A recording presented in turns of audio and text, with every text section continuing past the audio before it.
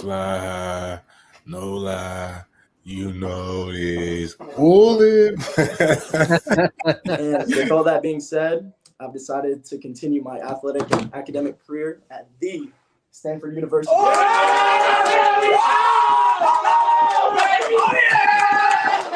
Yes, sir. Network, it means everything to me. Back when I didn't have all these offers, maybe like one or two, he was always promoting me, trying to get me on the radar, this guy, you need to look out for him. It really means, the world to me. Bacon, he's been there, like I said, since I've been small. Always shouting me out and always just trying to put me on, just give me notice more than I really appreciate Bacon. I mean, shoot, I was the new kid. Faison kind of was with the Ducks for a little minute. So my first year, of course, he had all the hype. He was probably by like 6'2" at 12. He was a mutant. I ain't gonna lie to you. He was a mutant. But I mean, from then you could see just the potential he had. I mean, I'm not surprised he's the number one quarterback. If you would have seen him in youth ball, you would have thought he was the number one quarterback in that class back then. So I mean, like going against him kind of like prepared you already for like what high school was. I mean, he looked like a high school quarterback around that time. So I mean, like trash talking with him. He's more quiet though. I will say that he don't talk that much trash. But I mean, like trash talking with him, going out there and hitting drills with Faison. I mean, I kind of like just builds you ready. I mean, hopefully I play against him in college. I would love it. As y'all know, this is the Sizzling News Podcast.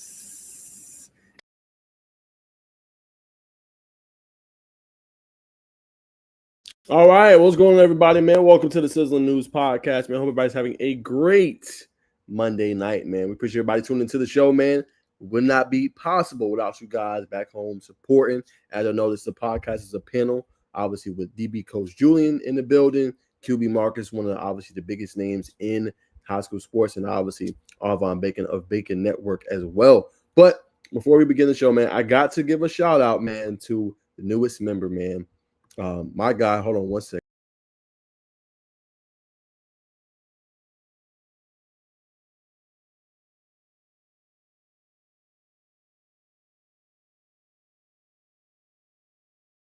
Got myself back. All right, hold on, y'all. I hate when this happens, bro.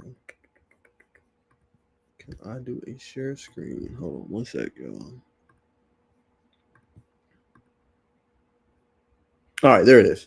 Y'all bear with me. Still learning. But, man, shout out to the recent member, obviously, No Name 9, man. Appreciate you, obviously, subscribing to the YouTube member page, man. Remember, you guys can subscribe. I have intel. I dropped some intel today on a player, the top 5 schools he's hearing from, Elijah Patman. So y'all go ahead and subscribe, man. We'll be filling y'all with news. I get news from different sources all over the way. So I did want to talk about that tonight, man. So, brother, shout out to you for becoming a YouTube member. No Name 9, man. Shout out to you, my brother. We appreciate you for being a fan and a loyalist, brother. Plan to supply you with all the news and everything and all the support. All right. There is that. We got that out of the way. But remember, we got a big show on tap, man. QB Mark broke some news, man. So we're going to bring him in here first before we bring in Bacon. QB Mark, man, what's going on, brother? How's everything going? I was going well, man. Just another playoffs coming very, very soon. So, but I'm doing great. Appreciate you tuning in, man. So QB Mark got some big news on top for us, man. I'm welcoming the rest of the crew. Arvon Bacon, the Bacon Network, brother. What's going on? How's everything going, brother? How's everything going? You on mute, Bacon. Appreciate that, fellas. Everything's smooth, man. I'm ready to see what that brother Mark got to spill, man. 100%, man. Let's bring on I guess you could say the life of the show, DB Coach Julian. What's going on, brother? Yeah, I'm rocking the red, white, and blue, but I'm cheering for that. Them elephants, the red ones this week. Oh, I thought you was wearing red, white, and blue to go for Milton. You sure you don't want to change your pick? Hey, man. I ain't no beat writer yet. They don't got me on payroll. If they put me on payroll, I'm going to be cheering for them every game, just like you.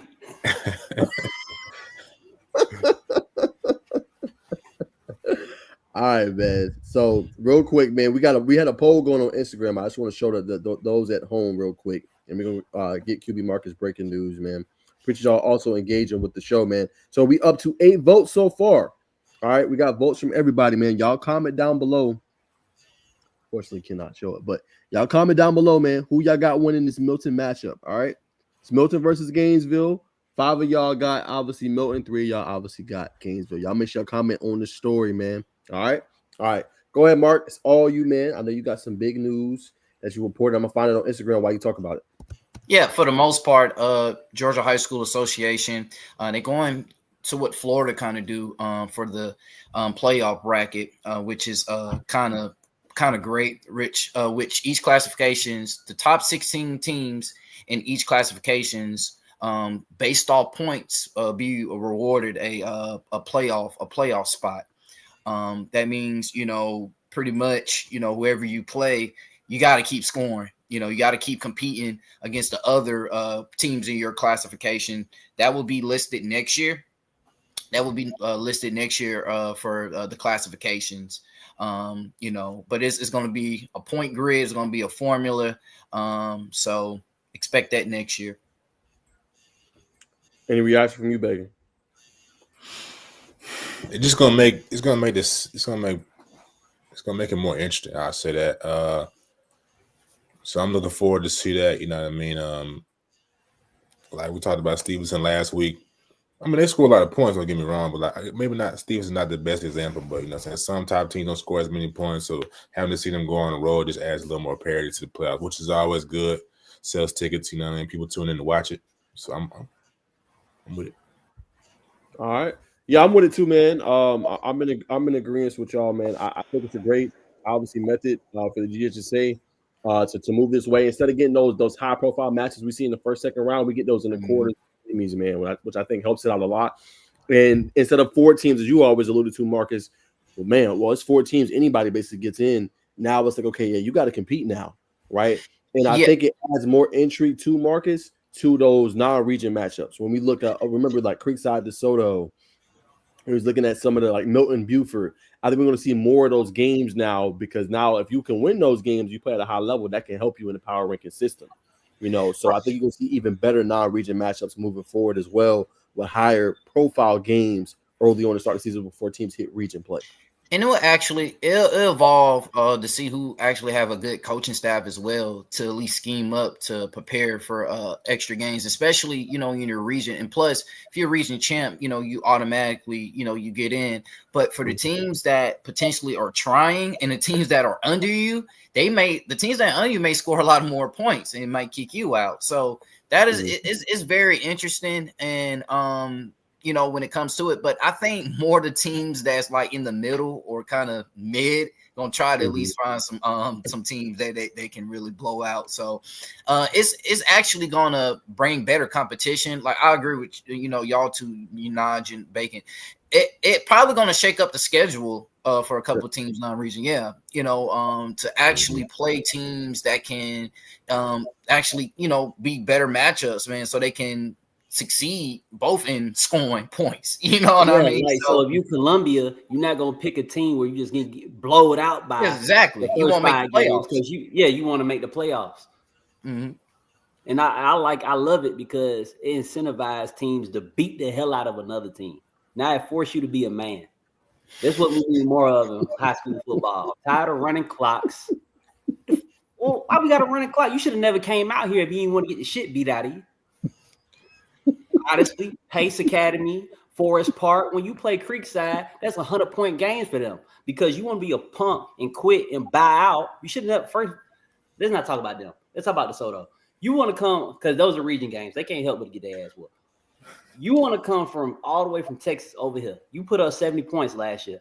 Don't try to accept no running clock. Take this ass whooping like a man and be put on max preps at ESPN for 100 points getting put up on you. Like I like that it's taking it's taking the sissies out the game. That's what I like. That's why I like the rule. Because it's gonna force you to play against people that you can actually, compete against, like Marcus said, so you can make the playoffs. And on top of that, it's incentivizing people just to beat the shit out of you. So like if you coming up here, you think this running clock about to save you? No, because we ain't trying to be the second, third seed in the playoffs. We ain't trying to be the third or fourth. We trying to be the second if we not already number one in our region. And if it's 56-0, shit, first down, we throwing bombs with our starters in the game. I love it. But and not to stay on this topic so long, but it'd be so many teams that's like 3-7. It'd be a couple teams that haven't even scored a lot of points in the season. They make the playoffs. I think that doesn't make any sense at all. I feel like if you're struggling in a regular season, you shouldn't make the playoffs. I don't disagree. Y'all bring up great points. You got a question too, Mark, from the comments. QB Marcus, when will they post regional alignments? I know 7A is supposed to be 6A. Who will move down? Who will move up?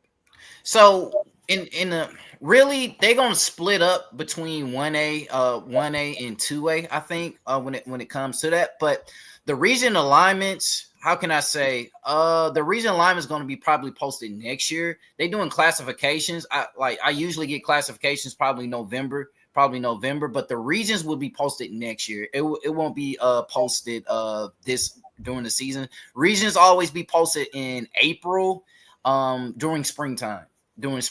But for right now, they're working on classifications. I think Georgia High School, every 2 weeks they meeting.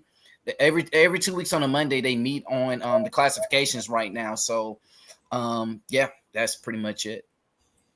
There's your answer. Appreciate you tuning in. Royal Maxwell, shout out to you, brother. I had you on the show a few weeks ago for the hoops, so we appreciate you tuning in, man. All right, you got more news, Marcus, from Rivals, man. This is massive. I didn't see this one coming. It's expected that UGA is supposed to investigate this as well. But Jay Lamar is no longer with Colquitt County, so very intriguing to say the least. Unfortunately, my thing doesn't want to load. But what is y'all reaction to that while I pull up the graphic? Go ahead. Whoever wants to start. What you were saying? No, I said whoever wants to start. Just Royal Max. I'm sorry. Jay Lamar no longer being with Colquitt County. Whoever want to start. Just y'all reaction. I think that was the I think I seen it. The defensive player. No, offense, running back. I seen it earlier. But I didn't really. Can you fill me and like the audience on what's going on with that? So yeah, I got you. Great point. All right, let me pull up the actual report because I don't want to miss. I seen it. I just skipped past it. All right, so here it is. So Georgia commit Jay Lamar no longer with Colquitt County program. This is reported by Jeff Sintel of Dog Nation. According to a report by him, he's no longer with the program, confirmed by head coach Sean Calhoun in the story. In the previous 6 games, Lamar has been a vital piece to the offensive puzzle for the Packers 5-2, with the senior running back rushing for 568 yards and 97 attempts. Basically, from what I heard, the coach basically just said he's no longer with the team. Declined comment, essentially. Didn't really give further detail on it. If I had to assume, you would think it's a behavior thing, or it's an injury. But off the team, that's what it seems like to me. Again, I'm assuming. I'm not reporting. I'm assuming that's what it is. But that's kind of like the brim of the story. Well, I mean, it has to be something I think he did in the school building, or that will harm probably the team or something. I mean, shout out to the coach that's holding that player accountable. Not showing favoritism or some type of anything towards the player. But I mean, it's you gotta have some self-control, maybe some self-control. But here's the thing, this is actually real life, people. And I'm glad that I'm not hating or anything, but I'm kind of glad that they kind of posted something like this, because he's a high profile player. And when I post something like this, it makes the person that making the comment negative. No, they're going to get this back. They're going to get some type of backlash, and they're going to get some type of things like this when they get to the higher level, So, I mean, in athletes, you have to control yourself. You got to control yourself. And it's just me just saying, I mean, you got to control yourself, man. You got to be a student athlete. So whatever happened, probably just when him being a student athlete. For sure. And here's a little bit more from the report. It says, obviously, this is from Dog Nation, said there have been rumblings of Lamar's status with the team being in question. Those remain official on Monday. Georgia's lone running back commit for the Cyclones is no longer playing for his high school team. It says the current point in time marks a tough moment for Lamar. When he committed UGA in June, it was one of the most emotionally charged pledges in UGA history. He wept openly after he committed to Georgia. He was surrounded by his family, friends, and loved ones. That was a high point in a high school career that almost never was. He was unable to play his first 2 seasons of his varsity career because he was consistently getting into trouble.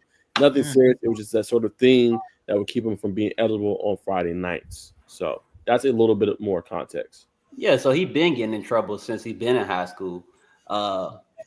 Which all that means is he gonna get paid even more when he go to Georgia.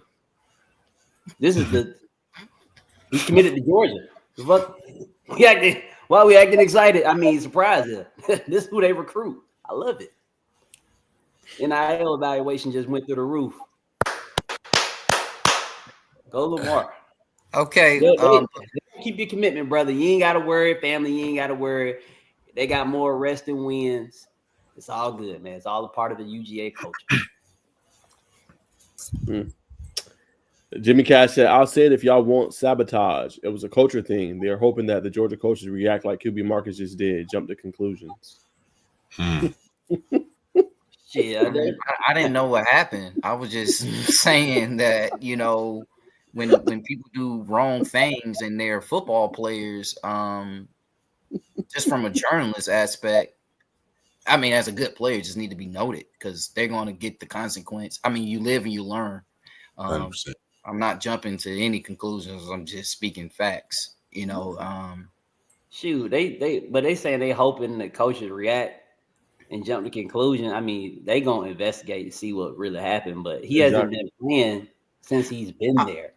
This is who Georgia recruits. They like people who have character issues. This is not going to do anything at UGA except make them like him more. He probably got tattoos. He probably smoke a little weed. He probably got a charge. And that's why he got the UGA offer.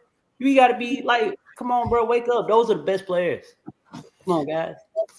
And I mean, like I said, you know, we don't know what happened, but I mean, it's between the print. You know, it's something that he did in the probably he did in the classroom or in the class. I mean, but Sean Calhoun, they knew what who they had as a player. They probably talked to him multiple times, you know, and say, hey man, do this or some strike method, and he just pushed it to the limit.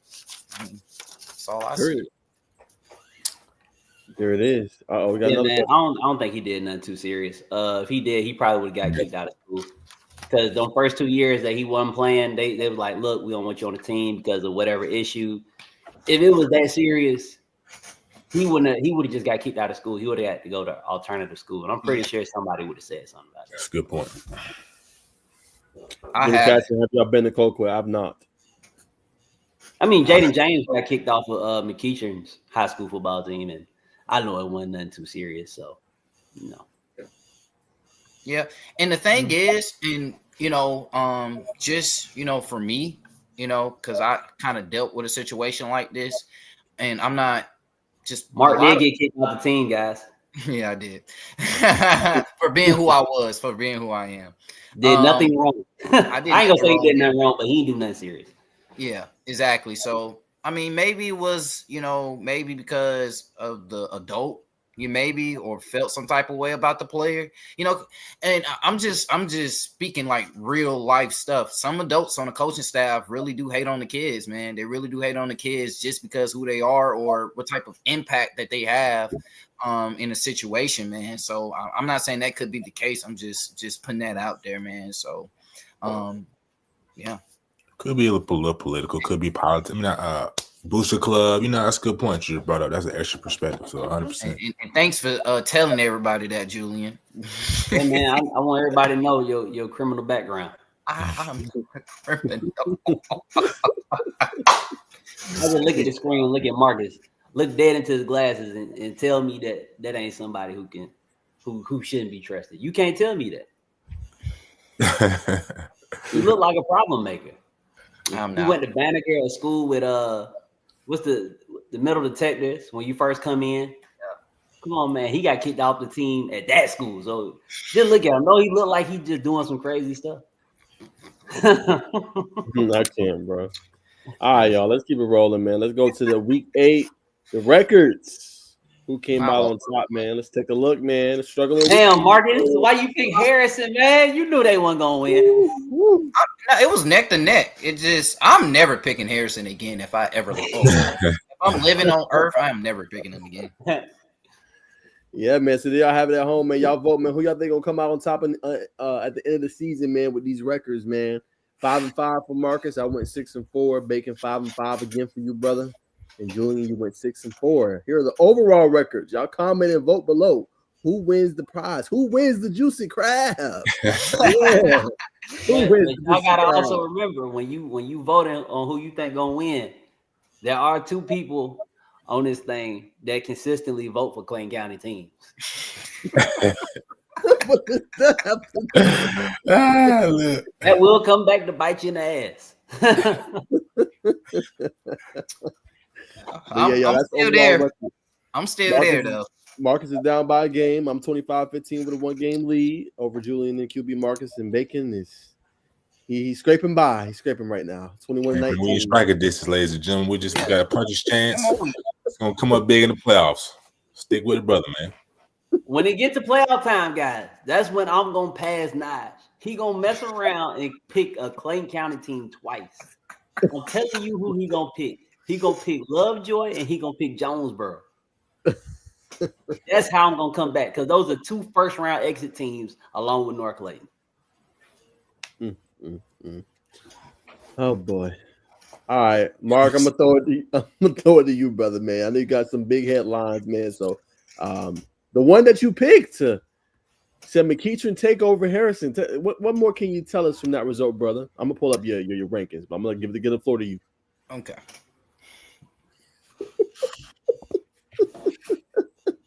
So funny, man. Why you say okay like that? Okay. What's funny, bro? It's your pick. You just look so discouraged. You're like, why did I pick Friday that? versus Cal. Yeah, Bro, you laughing how I be laughing when I watch Clayton County teams play, man. Stop. Exactly how I be. They had it too, bro. Oh man, gotta be That more shit careful. was a disappointment.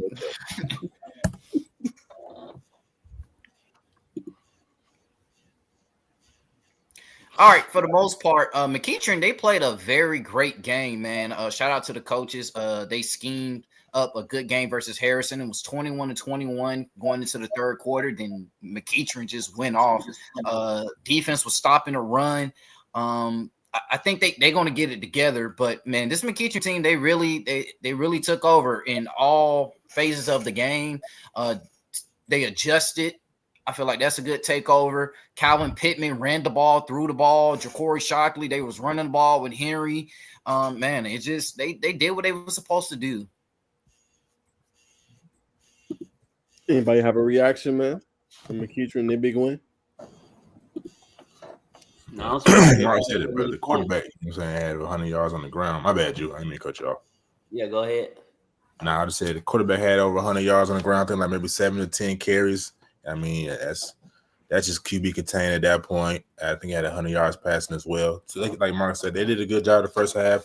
Somewhere that second half got out of hand. Yeah, I'm surprised they put up that many points, especially with not having a quarterback who really throw the ball. And people can say what they want. Oh, you hating, and shut the hell up. Go look at Max Preps, and you go look at how many passing yards they put up per game. Oh, Yeah. Shout out to Casey Barner. Jesus Christ. Oh my God. The punt returner, he trying to return everything. He damn near muffed the punt, came back. There, he diving on the ground to catch the ball. He just trying to return everything. Then when he got it, he running people over on the damn punt return. I'm surprised, man. I'm telling y'all this right now. Casey Barner might be a Power 4 caliber running back. No bullshit. He might be. Just like looking at the way he returns these punts. They got a lot of running backs right now, so they probably not even gonna try to like overdo it with him. But I think he could play running back. He might be the best running back on their team. That is not hurt. All right. Old take from Julian. He likes him at the running back spot as a playmaker. All right. Smooth. All right, let's talk about another game. It's for everybody. I was the only one here that picked this team to win, and they won 3-0. I know what you're going to say, Marcus. It was ugly. But hey, a win is a win. 3-0. Both teams lost. I mean, come on, Hey. man. Hey, man, we'll take the dub, man. Got to have a little bit of trust in Kale, man. It's a strong defensive front they're blocking against. That's Dawson Jacobs and DJ Jacobs, likely both going to Georgia. Come on, Still They got only to scored try to 3 points, though. Like, Hey, that could have still been, smart. but that Y'all could have called- been. Y'all called Kale No, soft. that could have been. I said Sean No, ultra soft. Hey, you can't be Soft to soft. score 3 points. That could have been a good field position, 3 and out, center field goal unit, and they won. Played against a backup quarterback. Y'all, It's okay to call them. Man, they did this exactly against a backup quarterback at a private school. Private This is schools in BT. general, We so gonna sleep on BT?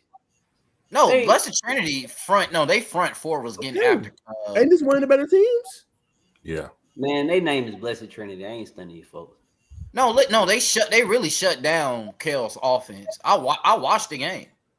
They I don't shut have to them watch the down. game to know that they scored 3 points. Like look at that. Well, he completed that. I remember that. But they shut them down offensively. It's just Blessed Trinity. They couldn't really move the ball. They was overthrowing. I mean, bro, it was just a lot.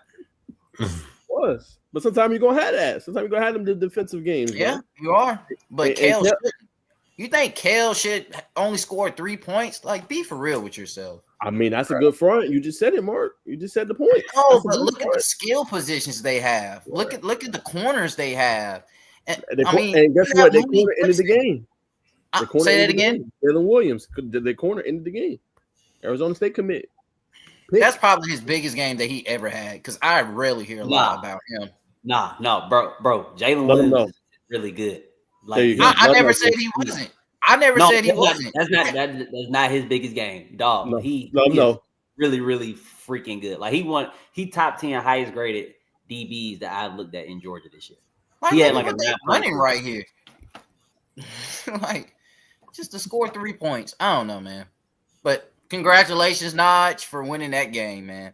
Yes, sir. Begging any response. Nah, I agree to that sentiment, man. They got a lot of skilled players. I know that BT's front four is elite, man, but you got a G, man. Do a little chip block, you know what I'm saying? Little quick things, man. You know what I mean? I mean, they won, though. Don't get me wrong, but I think to this point, we would all agree and say Cat has underachieved dramatically.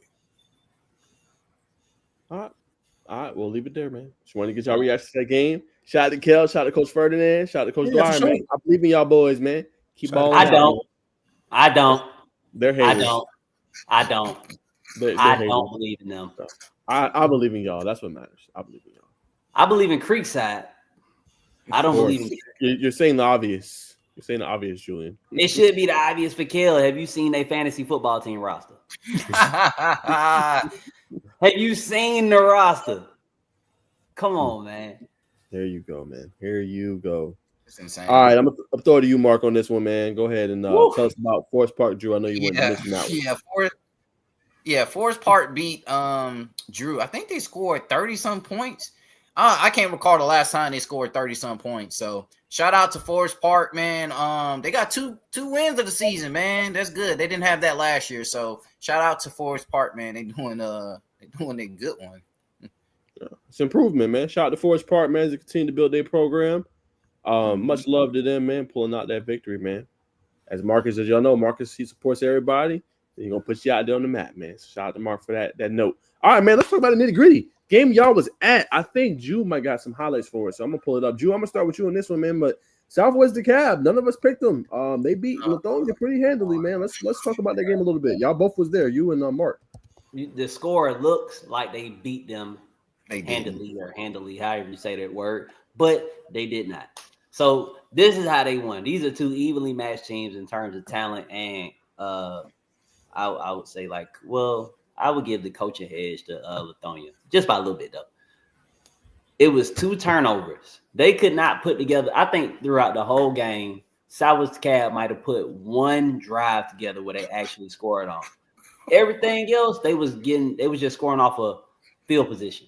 It would be like lucky stuff. Like the boy that's committed to Georgia State, for Lithonia. He muffed the punt. Oh my God, that was a crazy play. He muffed the punt, and they got the ball back around like the 20 or 15-yard line. So they didn't have very far to go ahead and get it in the end zone. And then it was another questionable fumble. People were trying to say he was down, but the ref said, it was a fumble. Southwest Cab got it back from Lithonia on like the 15 or 20 again, and then that's how they scored again. So they got up 2 points because when they took possession of the ball, they were already in the red zone.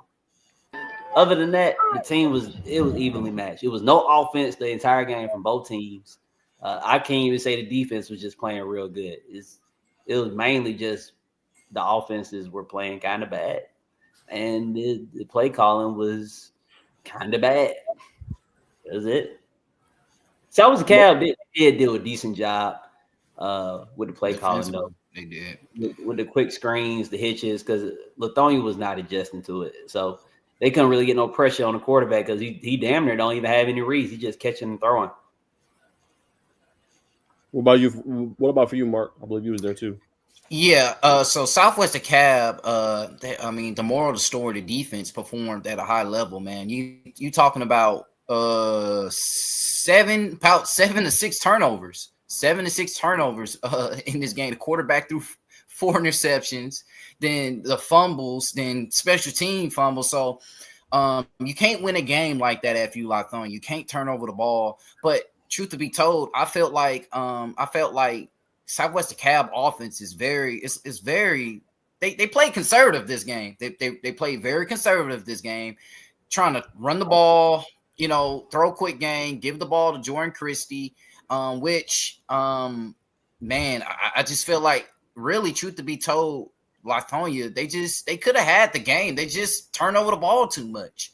Especially Southwest Cab scored 14 unanswered points. They scored 14 unanswered points due to special teams. And like Julian was saying on the fumble, so the Anthony Fenoy caught a hitch. He didn't have full possession of the hitch. Catching the ball and running. Boy just knocked the ball out, and they said that's a fumble. So, granted to Southwest Cab, don't get me wrong. They needed to win that game to get in the playoffs. So, And then I'll add that Lithonia on defense, they just got to do a better job of not being scared to match up. It is what it is.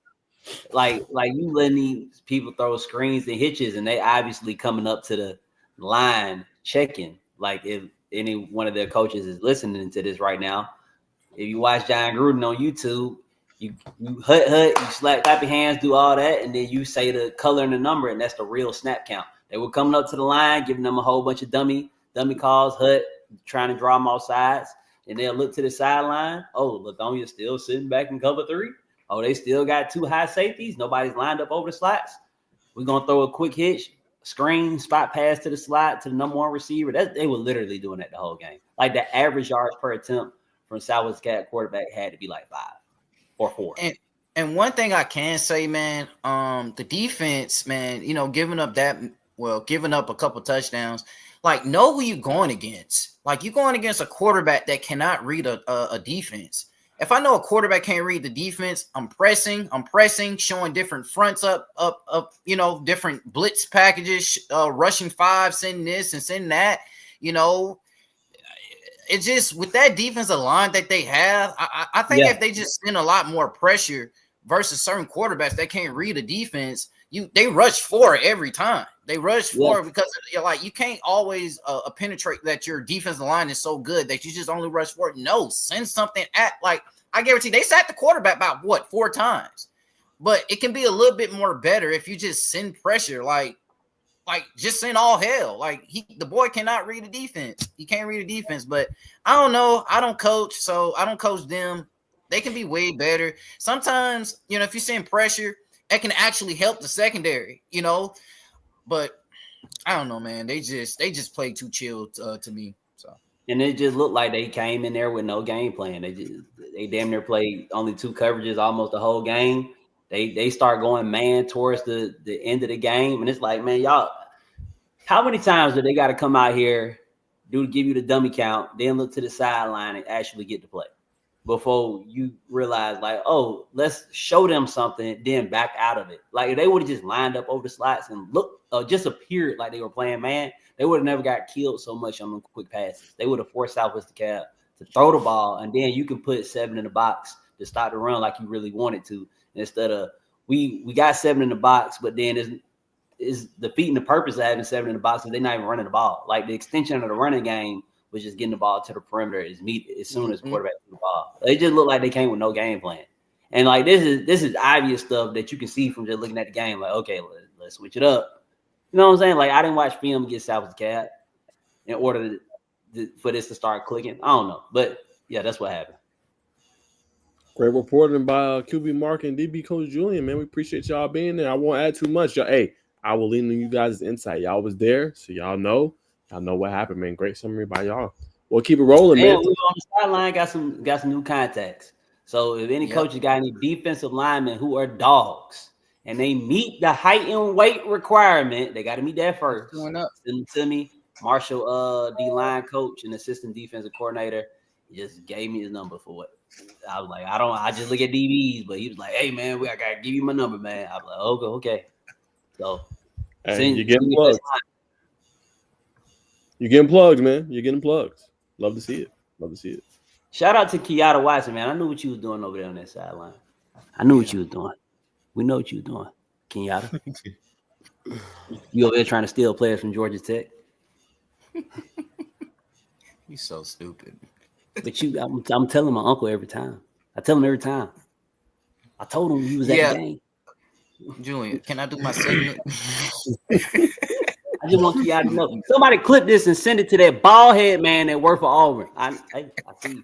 You know he used to work for Tech too, right? Tech, yeah. And now he trying to backstab us. We don't do stuff like that over here. You have the coaching staff at Tech bald just like you is. None of y'all don't got no hair. You gonna do them like that? That's crazy, though. All you, Mark. I'm not gonna comment. All you, bro. All right, man. Lovejoy, Carver, Grayson, Creekside, Langston, and Northgate. They all 7-0, man. So shout out to these programs, and one program, but 4 programs out of this: Lovejoy, Creekside, Langston, Northgate on the south side, and Carver in the city, of course. So, but shout out to all these. Shout out to all these, coaches doing they good one. Coach Bryant, Martavius, is it Martavius Bryant? Martavius Bryant at Grayson, Coach Kevin Whitley. Santavius Bryant. Yeah, Santavius. Sorry, damn. Santavius and Creekside Coach Dixon, and Edgar Carson at Lovejoy, and Coach Darren Miles, 152 wins. So far, man, they all doing great, man. All good coaches right here. So they all 7-0. Yeah, somebody know how to pick a real good schedule down there in Clayton County. I love it. Shout out to Lovejoy, man. Y'all boys keep doing what y'all doing, man. Teams, man. Keep doing what y'all doing, man. I don't think one team y'all beat got a winning record this year. Keep doing it. One thing I can say, it will be 4 teams on this list that go 10-0. It will be Carver, it will be Grayson, it will be Creekside and Langston. So, there you have it. Question for you, Julian. Kenyatta trying to get them 300-pounders to roll at Grayson.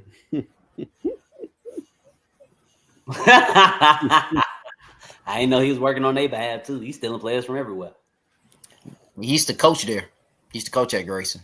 Oh man, that's how he's so plugged. Man, look at this dude, man.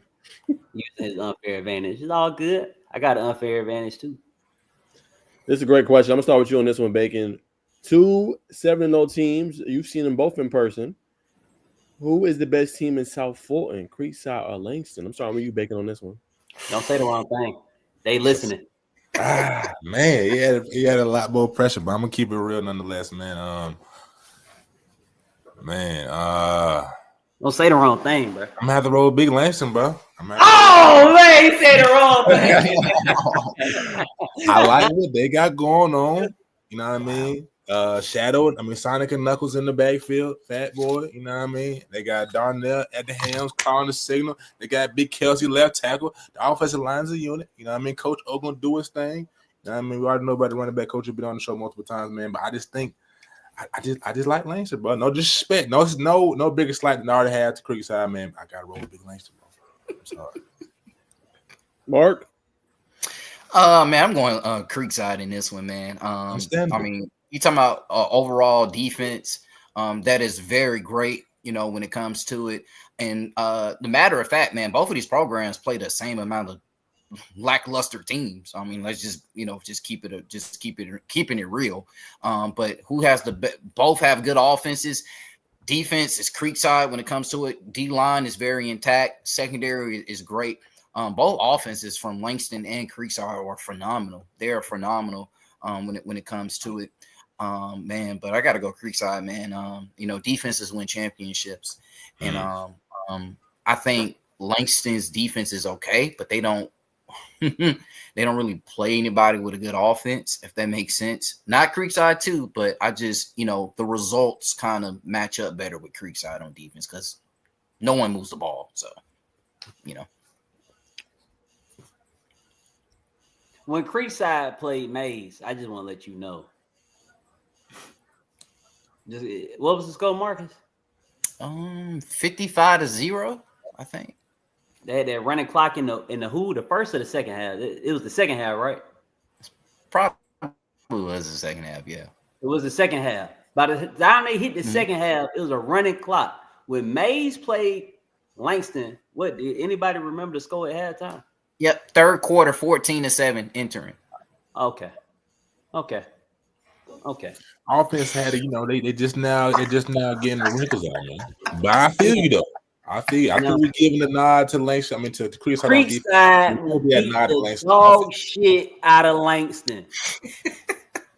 You did the dog shit out of Langston. And the giraffe shit. I can't go for it, bro. What's your score? They're gonna win by at least 4 touchdowns. If DeSoto played Langston, I do not know who would win that game. I do not know who that. DeSoto and Langston, talent-wise, they damn near is about the same. If you would have seen DeSoto and Langston at the very beginning of the game, Notch was there. Notch, off of the warm-ups and first snap, who did it just look like was gonna win that game between DeSoto and Creekside? To me, it was Creekside, but everybody called me crazy. They was like DeSoto finna whoop him.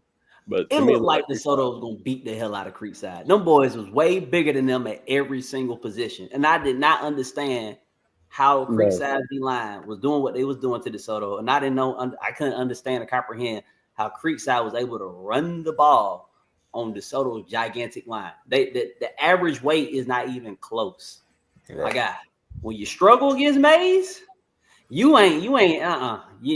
We not even talking about you. We're not even comparing you to Creekside right now, because Creekside could have put up 100 points on Mays.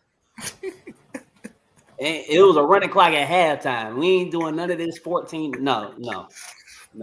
It's Mays. This the worst Mays has ever been in their history. Yeah, that's true. And Creekside, it's probably not gonna get any better. We need this matchup during the season. Spring ain't gonna cut it. You know what I mean? We need this matchup. They can potentially be in the next region together next year. So Creekside.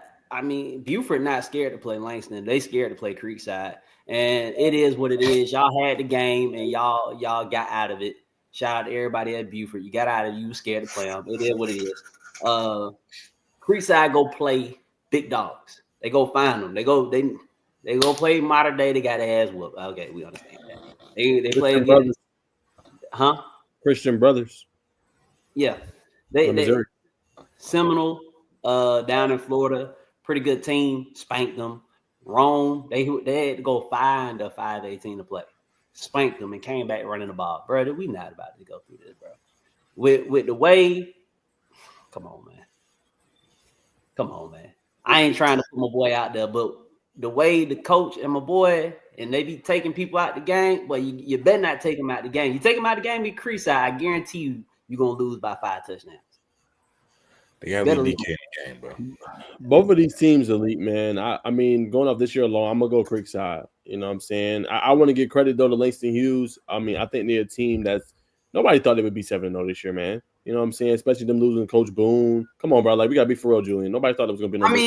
Drico Hines set a scoring record. He got Darnell Kelly, the quarterback that he had in 9th grade. He threw for damn near 1,000 yards. I never would have thought they would have beat Douglas County.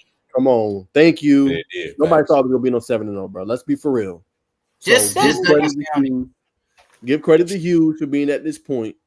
You know what I'm saying? Nobody thought they was going to be this good this year. DK has been phenomenal. Fat Boy has been good, along with Carson Baker. Defense is better than people think. It's been a good team. I'm not taking Hughes. I'm just saying let's give them some credit, though, for where they at currently right now. No, you saying nobody would have all day. I'm looking at their schedule. Westlake, Butt, Mays, Butt, Banneker, Super Butt, Dutchtown, Extra Ultra Butt. Noonan, I didn't think they was going to beat them like that. But they didn't score, though. McIntosh, Butt, Northgate, Morrow, Lovejoy, Super Butt. I would have been like, Langston probably gonna go 10-0 or 9-1 at the very worst, with a loss coming from Douglas County. Not everybody thought that. Right. Some people didn't even have them as a top 10 team. That's what I'm trying to tell you. That's crazy. That's why I took that moment to give them credit. Remember, coming into the season, June, we talked about this. Creekside wasn't even top 25 ranked nationally or even in the state. You see what I'm saying?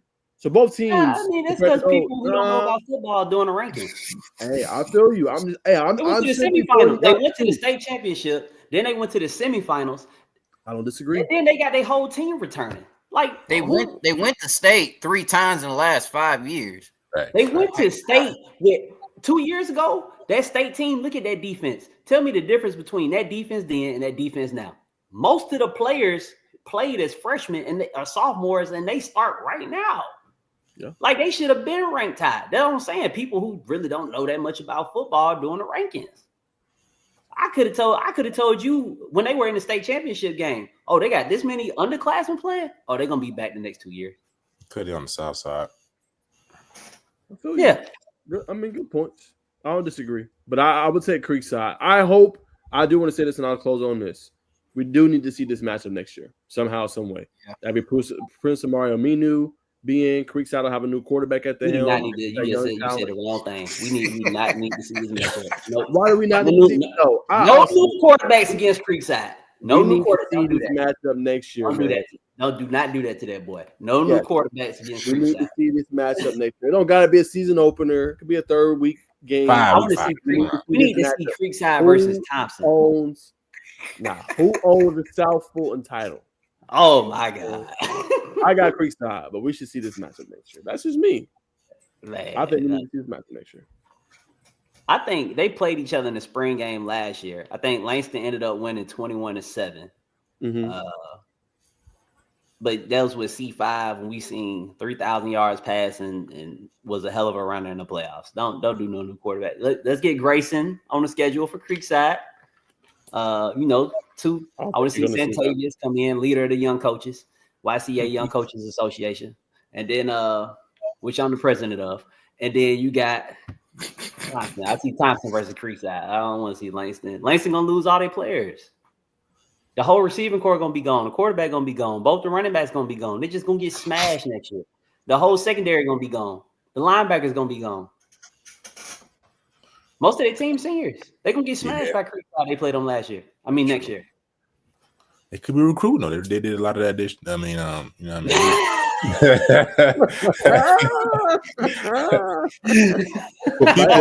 People make bona fide moves in every year. Baker had a bite tongue on that one. With the transfer rule, it's less likely they're gonna get as many transfers as they did like they did this summer of this year. But they next year, man, they play Creekside. Yeah, they'll probably get beat by 5 touchdowns.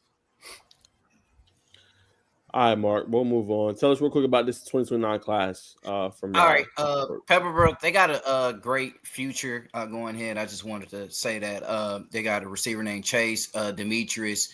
They got Tyree Carter. They got a lot of good players, man. A lot of good young players. I just wanted to mention that, man. They doing their good one for them to win, because boy, if you just look at this team entering the season, you did not expect them to hunger some wins, but they getting it done. They got a good freshman class, so shout out to all those guys out there. There it is. All right, Bacon, you up next, man. You was at the game, so let's get your intel. I'm gonna roll your highlights on your YouTube. Luella versus North Clayton. What was your biggest takeaway there? Man, it was a straight little game, man. I'm saying Jay Murphy and the boys, they did their thing after being down, I think 21-7. They came all the way back. This Luella Aiden Parks. I mean, he ended up making some bad reads. But I will say this on Luella, Chino Markel Aguirre, man, did his thing. I don't know how many yards he had that game in the air. I think he had like 200. No, he had 130, 7 catches, 130 yards, 2 touchdowns. Was even, what I'm saying, taking the ball through the middle, run as a running back, making plays. It was really like 90. I ain't gonna say 90, but like 70% of the offense. Go. Play a little quarterback as well. You see them taking some pregame reps here at the quarterback position, making plays as a defensive end as well. But you got to give credit to Coach Cap keeping those guys locked in, and they made plays in the second half, and they end up, squeaking out a win over Luella. I think by like 5 to 7 points. But it was up and down, back and forth game. I didn't notice. Luella's got a girl kicker, I think her first name is Izzy. I mean, so she looked solid kicking the ball, but ultimately came down to just takeaways. I think Aiden had like 2 interceptions. So North Clayton still remains undefeated. How many touchdowns did Luella score through the air? Probably like 3. Yeah, like 3. Okay. Just want to make this stats wrong there on Max Preps look crazy. Do they play at Jonesboro Stadium? Well, everybody kind of uses the stadium, but yeah, this is Hines Ward Stadium or Hines Ward Field. It was at Terra. Yeah. Oh, okay. That all black look nice, man. And interesting fact, North Clayton did show up like 20, 30 minutes late. The only one with like 10 minutes, which may be another reason why they had a slow start and they were the home team. But typical Clayton County stuff, man. There it is. Well, look, y'all make sure y'all go to Bacon Network, man, and get the full highlights from the game, man. But great update and report by Bacon Network, man. Appreciate him giving us insight on what happened with them against Luella. All right. Now it's time for a little bit of updates. Mark, I hope you don't mind. I've added another thing to your plate, but I got the stats in there for you. So you basically just reading off the stats, brother. But I'll get it started, man, with Middle South Georgia update. Lowndes, they beat Tift County. They continue to, just blow out teams. I'm sure you'll laugh at this one, as you always do, Julian. 13 for 26 for 86 yards, 124 yards on the ground, and 10 carries for Jace Johnson. Malik Martin had 10 tackles. Kenyon Simmons had 4 solo tackles and an intercepted pass. No comment. Stats again? The passing? Yeah, I knew you was going to do that. 13 for 26 for 86 yards. Texas Tech, y'all got that big old bag, and that's who y'all deciding to pay? Cool. Oh. You can afford better than that. I guess when you got G-Wagon budget, I guess sometimes you got to go with the 2005 Hyundai Sonata. Fuck it. All right, we'll keep it rolling. Valdosta lost to Colquitt County, 18-17. It was a surprising game. Valdosta was undefeated before that. They led 14-3 in the first half, but never scored another touchdown the remaining of the way. Valdosta had 2 lost fumbles, a missed 36-yard field goal, and it was stopped in the second half on a 4th down from the 24-yard line, setting up Colquitt County's go-ahead touchdown. Deron Foster rushed for 202 yards and a touchdown on 33 carries. That is crazy, and they still lost. Wow. Markel Fennell had 58 yards from scrimmage and 11 touches. The quarterback, Tyreek Wade, was 9-15 for 120 yards. Colquitt County, they rallied from 14-3, as we just talked about, with 2 4th down stops, 2 forced fumbles, and against a team that averaged 50 points per game in Valdosta. Mackenzie Graham had 3 tackles for loss and a forced fumble. Josh Scroggins, he kicked field goals of 31 to 34 yards. The quarterback, Cohen Lawson, was 16-26 for 154 yards and a touchdown. All right, Lee County, Jaden Upshaw had 5 receptions for 134 yards and 3 touchdowns in their win. Jordan Bush passed for 139 yards and 3 touchdowns. Houston County beat Warner Robins, Northside Warner Robins, 48-0. Ryan Maxwell continues to look good, 181 yards passing and 2 touchdowns on 5 incompletions. Colin Anderson rushed for 104 yards and 2 touchdowns. Columbus County Central, the best team in 5A, they beat Veterans 48-0. Deuce Lawrence, the Wake Forest commit, rushed for 133 yards and 2 touchdowns, and he caught 2 passes for 50 yards and 2 touchdowns in that game. Ware County beat New Hampstead 57-19. Tayshawn Franklin, who I think is one of the best running backs in the state, 134 yards and 4 touchdowns on just 15 carries. Phenomenal effort by him. Isaiah White was 9 for 11 for 177 yards and a touchdown. Peach County, they beat Doherty 52-20. Ashton Barton rushed for 230 yards and 3 touchdowns on 15 carries, and he returned the kickoff for 90 yards in the win. All right, I'm going to throw it to you, Marcus, for Class Division II update.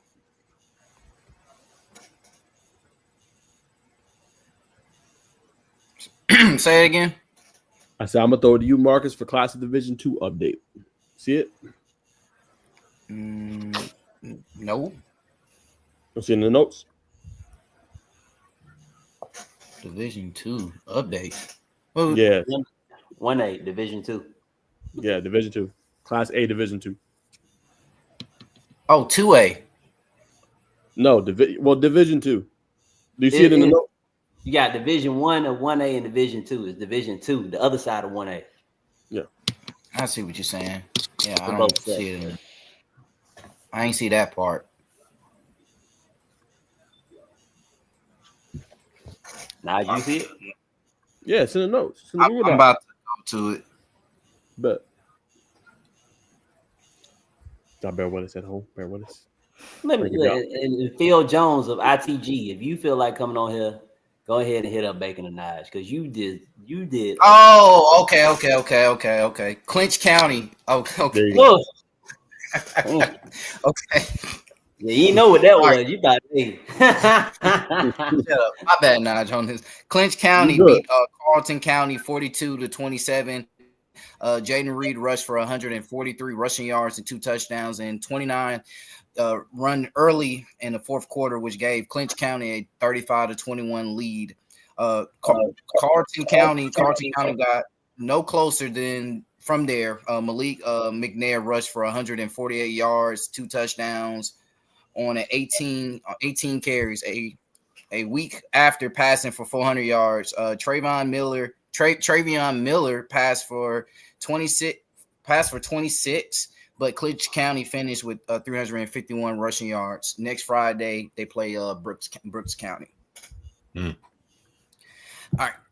Bowden beat Manchester 49-13. Joshua Hopkins was 17 for 31, passing for 214 yards and 3 touchdowns. Connor Daniel had 124 rushing yards and 2 touchdowns on 14 touches. 7-yard run late in the first half gave Bowden a 28-0 lead. Next Friday, they play Mount Zion and Carroll. Brooks County beat Lanier County 37-0. Damari Banyard rushed for 141 yards and in a touchdown with 25 carries. Junior Burris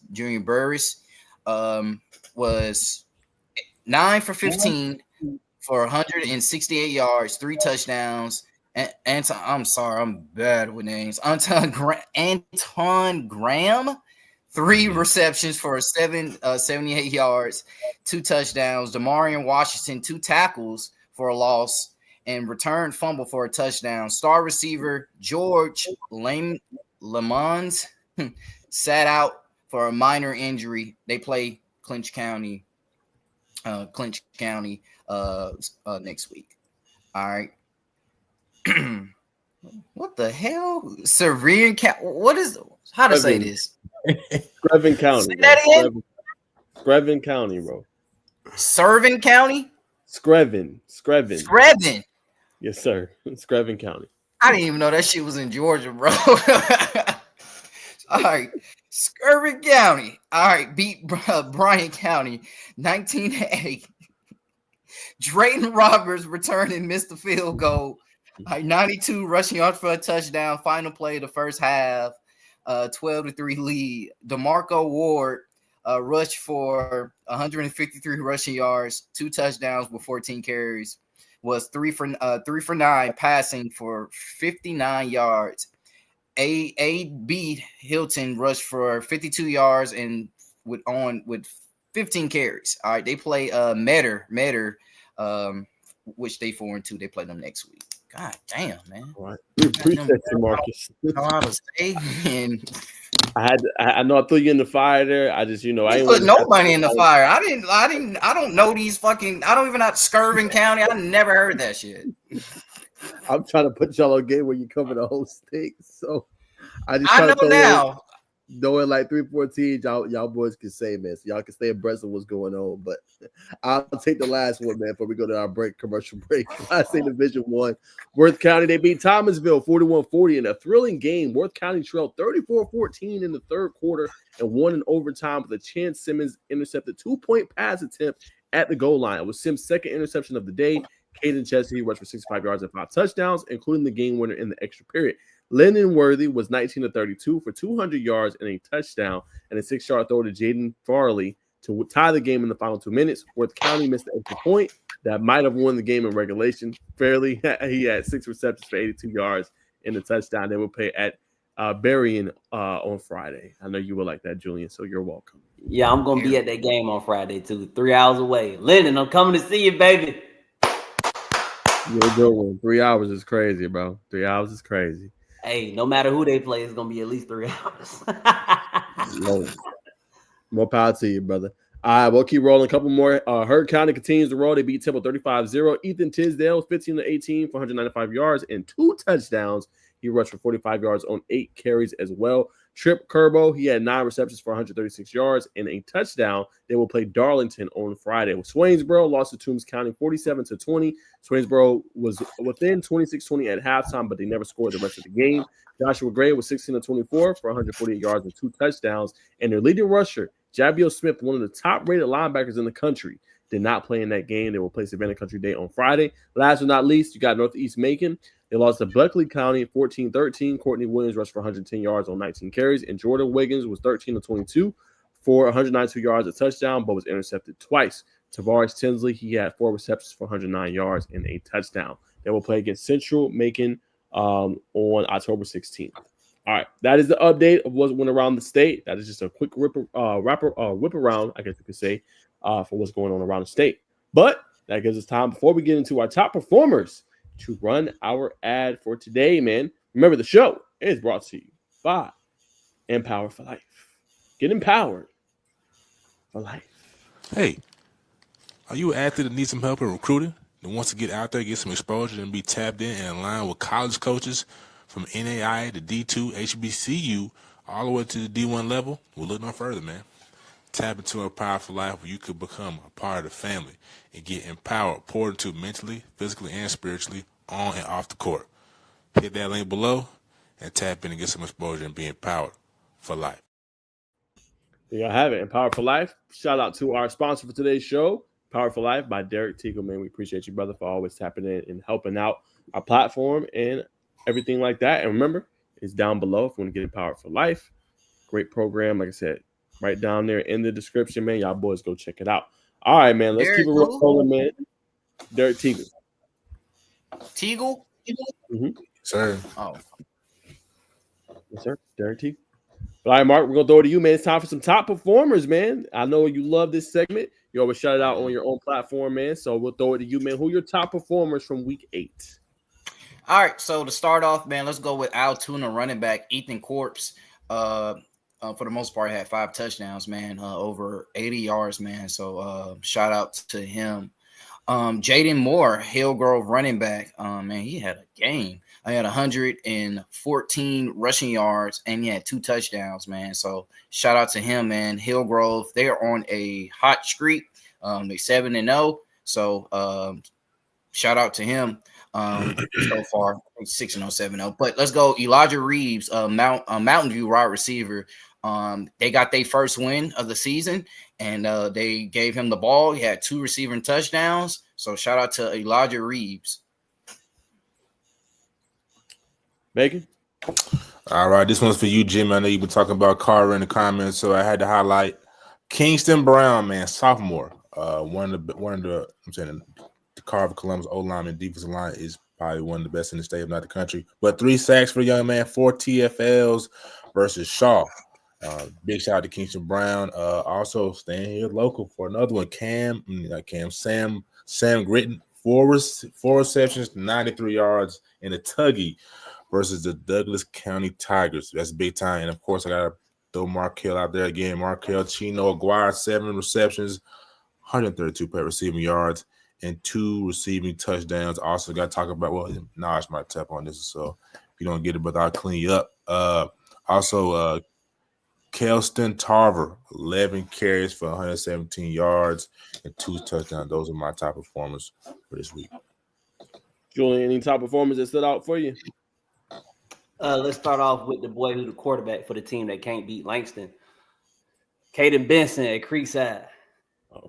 Yeah, you looking at it. I'm talking about what Bacon had said earlier, that craziness. Just crazy. 450 passing yards on 15 completions, averaging 30 yards per completion. 6 touchdowns. Golly. Warm out. Then you got, obviously, Terry's favorites. Bleed Blue, Bronco Nation. He the player of the week every week, guys. Number 1 on the field, number 1 in your hearts. And he the last in my heart. Over 100 yards for the 7th game in a row and 2 interceptions. And then shout out to the boys at Eagles Landing, both the cornerbacks. I'm going to give it to them as a duo. Alex Walter and Jay Nelson, both of them had pick sixes against whoever they played. All right, there you go. All right, I'll start us off. Locust Grove quarterback Armand Parker threw for 502 yards and 6 touchdowns, set a new school record versus Woodland High School. He will be featured on our show tomorrow for our exclusive interview. So y'all check that out at 8 p.m. tomorrow. Same platform, just different time. 8 p.m. Check it out. We will be talking to Armand Parker. All right, Carrollton wide receiver Peyton Zachary. Got to give him some love. 10 catches, 118 yards, and 2 touchdowns. And in their victory this past week over Westlake, he did his thing. Now, one I know y'all going to probably be surprised about. Got to give him some love, though. Douglas County quarterback Mike Johnson. 13 for 17, 354 yards passing, and 2 touchdowns. A stellar performance from the Tigers quarterback. I know there's been some questions. He balled out. They aired the ball out, and it looked pretty good. So shout out to Douglas County quarterback Mike Johnson. Milton running back Bentley Hickman. Got to give him some love, man. He rushed for 153 yards and 2 touchdowns on 21 carries. He was electric on Friday night for the Milton Eagles. He gets one of my game balls from this past week. Next, I have to give it to Bam Henderson. 4 catches, 140 yards, and 2 touchdowns in Creekside's win. Obviously, this past week, he was marvelous. He did his thing, couldn't be stopped. He gets my game ball for this week. Ware County running back Tayshawn Franklin, as I said earlier in the show, I think he's one of the best running backs in the state. 134 rushing yards and 4 touchdowns in their win. Ware County is the real deal. Will be a team to watch. And last but not least, Michael Fulton of Sequoia. 9 tackles, 2 tackles for a loss, and a sack this past week for, obviously, the Chiefs without Will Rejecki. Shout out to Michael Fulton. Those are my top performers. Okay. 7 deep. 7 deep. Smooth, man. All right, boys. Y'all know what time it is, man. It's time for week 9 game predictions, previews, and breakdowns. So, Bacon, I'll see a Teagle in there, man. So we'll go ahead and get started. I told him 8:15. Okay, bet. All right, cool. Starting with you, Ju. Carver, Atlanta, and Holy Innocents. Who you rolling with? I'm gonna roll with the Demons out of Atlanta. They're gonna beat them little private school angel babies to death. I think it should be like 70-0, but I'm gonna go with 42-0 just because I know Coach Miles won't destroy them like he could. Terry's favorite should have 4 touchdowns. Mark? Give me Carver in this one. I feel like I said, this team's going to go 10-0. They just getting it done. You can't doubt this team. Defense is playing phenomenal. So give me Carver in this one. All right. Yeah, man, I got to roll with Carver. Though I am interested to see, you know, what I'm saying, hopefully somebody has the film. Chan Bailey's son going up against Red, man. I know that's going to be a matchup people going to watch very close. So, but you got to take Carver, brother. And right after Nige, I got the film. I got it. Go ahead and give it Nige. I'll show it to y'all. All right, I'm gonna go Carver Atlanta as well, man. I think, you know, this is one of them years, man. They get back to, you know, kind of been one of them top teams, especially in their classification. They've been good all year. I think it's a team that should win this game. But yeah, I am interested to see, you know, how that matchup does look. If he's going to guard them, are they going to play cloud or zone coverage, or will they play man? Be interesting to see what they do. Yeah. Yeah, I got it. I know I got it. This is Terrius Favors versus Got you, Jimmy. huh? Nah, we got a comment from their brother Jimmy talking about the car for Columbus. Oh, here we go. Reds versus Holy Innocent. That was a great game.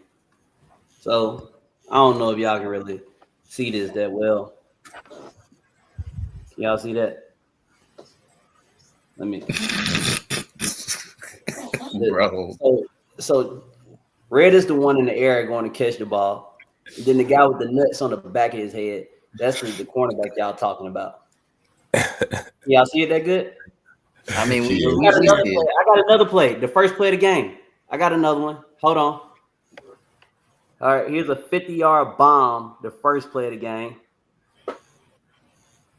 That's the matchup. That's the matchup. I might have another one of Red running him over. I think he broke his face mask. I don't got it. I deleted that one. But I expect something much, much worse to happen this year. You line up against him. We're gonna see how good your medical insurance is. Basically, don't ever try my boy like that. No, he gonna put him out. I'm gonna be at the game too. Champ Bailey, if you see me, holla at me, man. I'll be right there near the ambulance, just in case they put, All right, we'll leave that there. Let's go Lowndes, Camden County. I'll start. I'll go Lowndes. I think Lowndes is playing at an elite level right now. They can run the ball. I think they're a team that has everything out in front of them. So I think Lowndes comes out on top in this one. Who y'all rolling with? Just like you said, I'm gonna go with Lowndes. They can run the ball. I see that you didn't say you think they can throw the ball, which I agree with you on your implied conclusion. But I'm gonna go with Lowndes. Yeah, Mark? got you, Lowndes. Oh, Give me Lowndes, man. In this one, I think Canham County lost to somebody very, very surprising. Yeah, I think it was Valdosta, right? Or this year. So it was last week. They got blew out. Give me Lowndes in this one, man. But, Lowndes. Gotta go Lowndes here, brother. all right, man. Lowndes across the board. All right, let's go North Oconee East Side. Bacon, I'll start with you. North Oconee East Side. Gotta go North Oconee, man. Kamari Brooks, team that won state last year. Still returning some guys, formidable team, man. So you gotta roll with the what's the mascot, Naj? Titan. Titans. Gotta roll with the Titans here, man.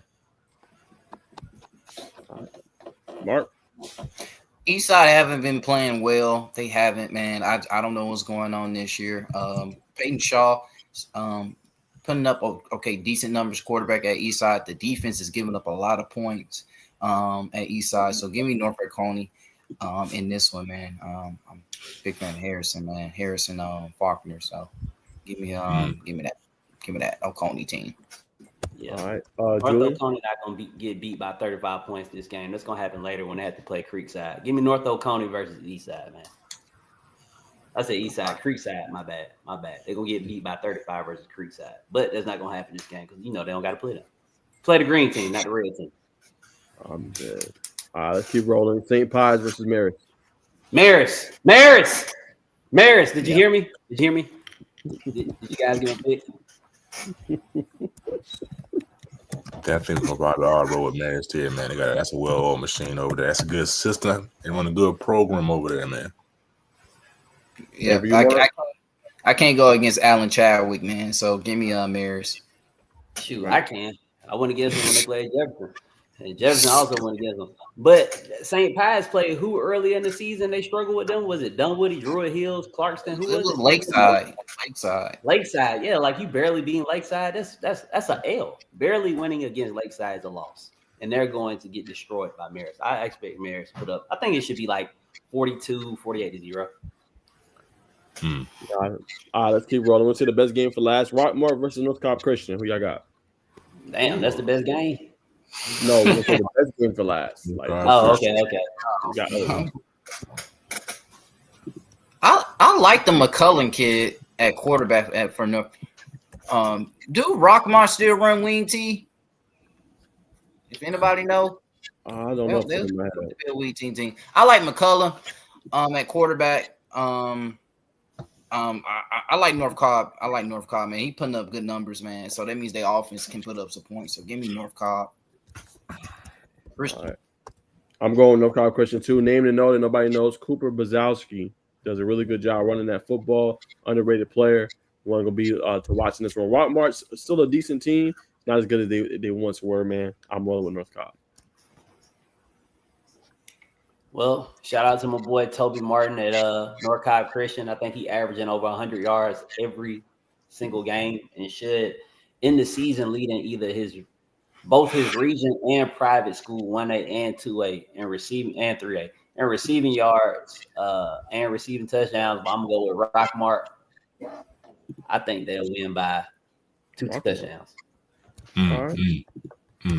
I was hoping I was going to be the only one that was going to split hairs, but it appears that Rockmart is no longer a wing T offense. They pass the ball, but I'm going with Rockmart, man. Huh? They used to when I was in school. Yeah, I know you ran that thing for a while. Mm-hmm. All right, Fitzgerald, Thomasville. I'm gonna start with you, QB Mark. Thomasville. When it comes to it, actually, a player just crossed from me from there, man. Let me go Thomasville in this one, man. It's just like it looks like Fitzgerald is not getting it done. So, but just give me Thomasville in this one. Julian. 2 horrible 1A programs.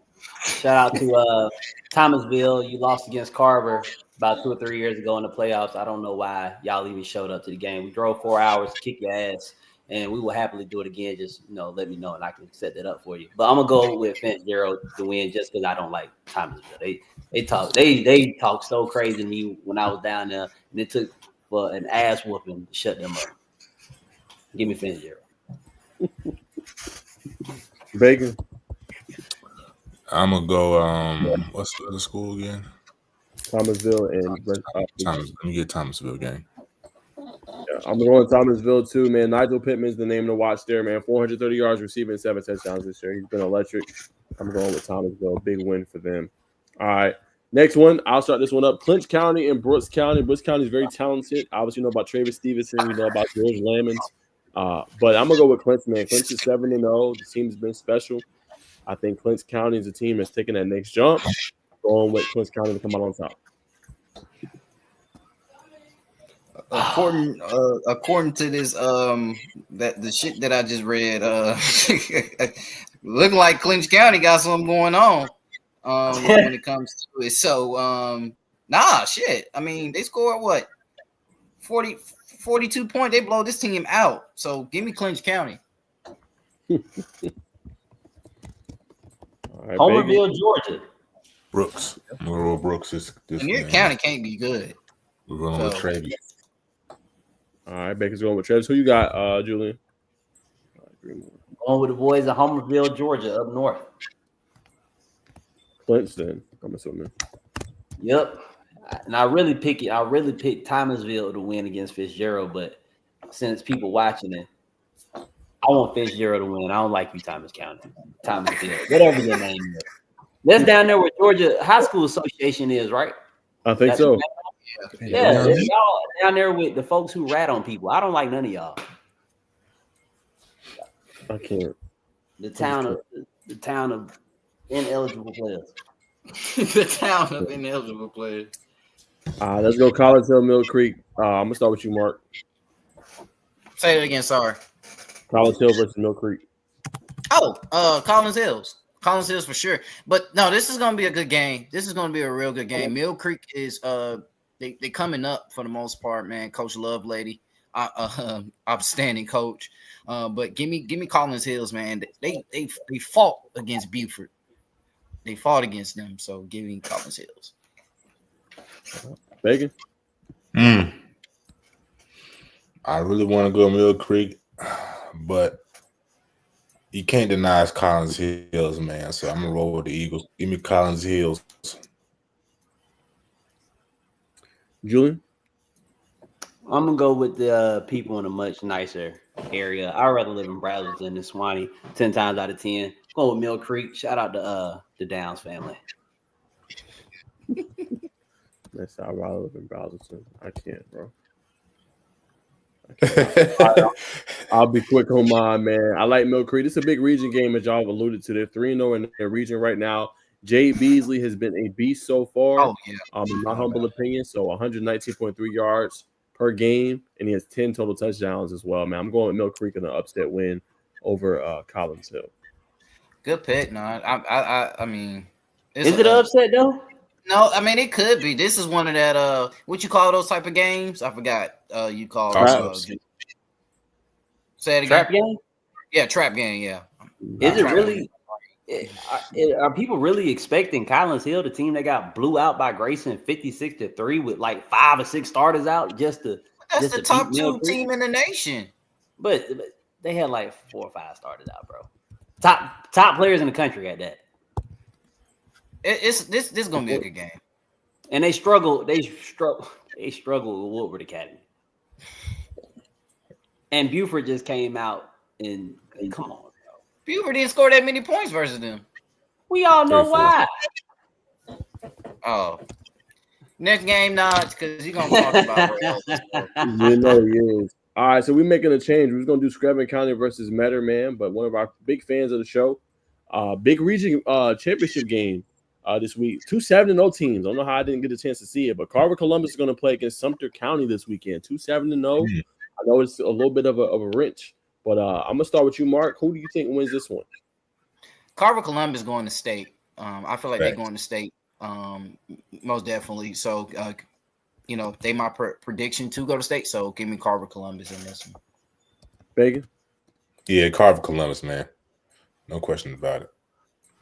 All right. Julian? Looking at Sumter County schedule right now, and they just been blowing everybody out. Hold on. I'm fall for the smoke screen, brother.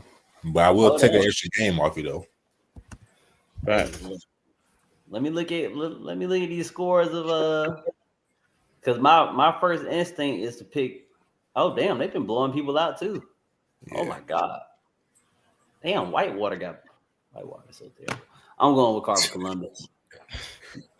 Because I know push come to shove in the game on the line. Jarvis Jones gonna go to the locker room. He gonna put that equipment on, and he gonna take one of them JV boys jersey off, and he gonna put it on him, and he gonna win the game for him. I can't.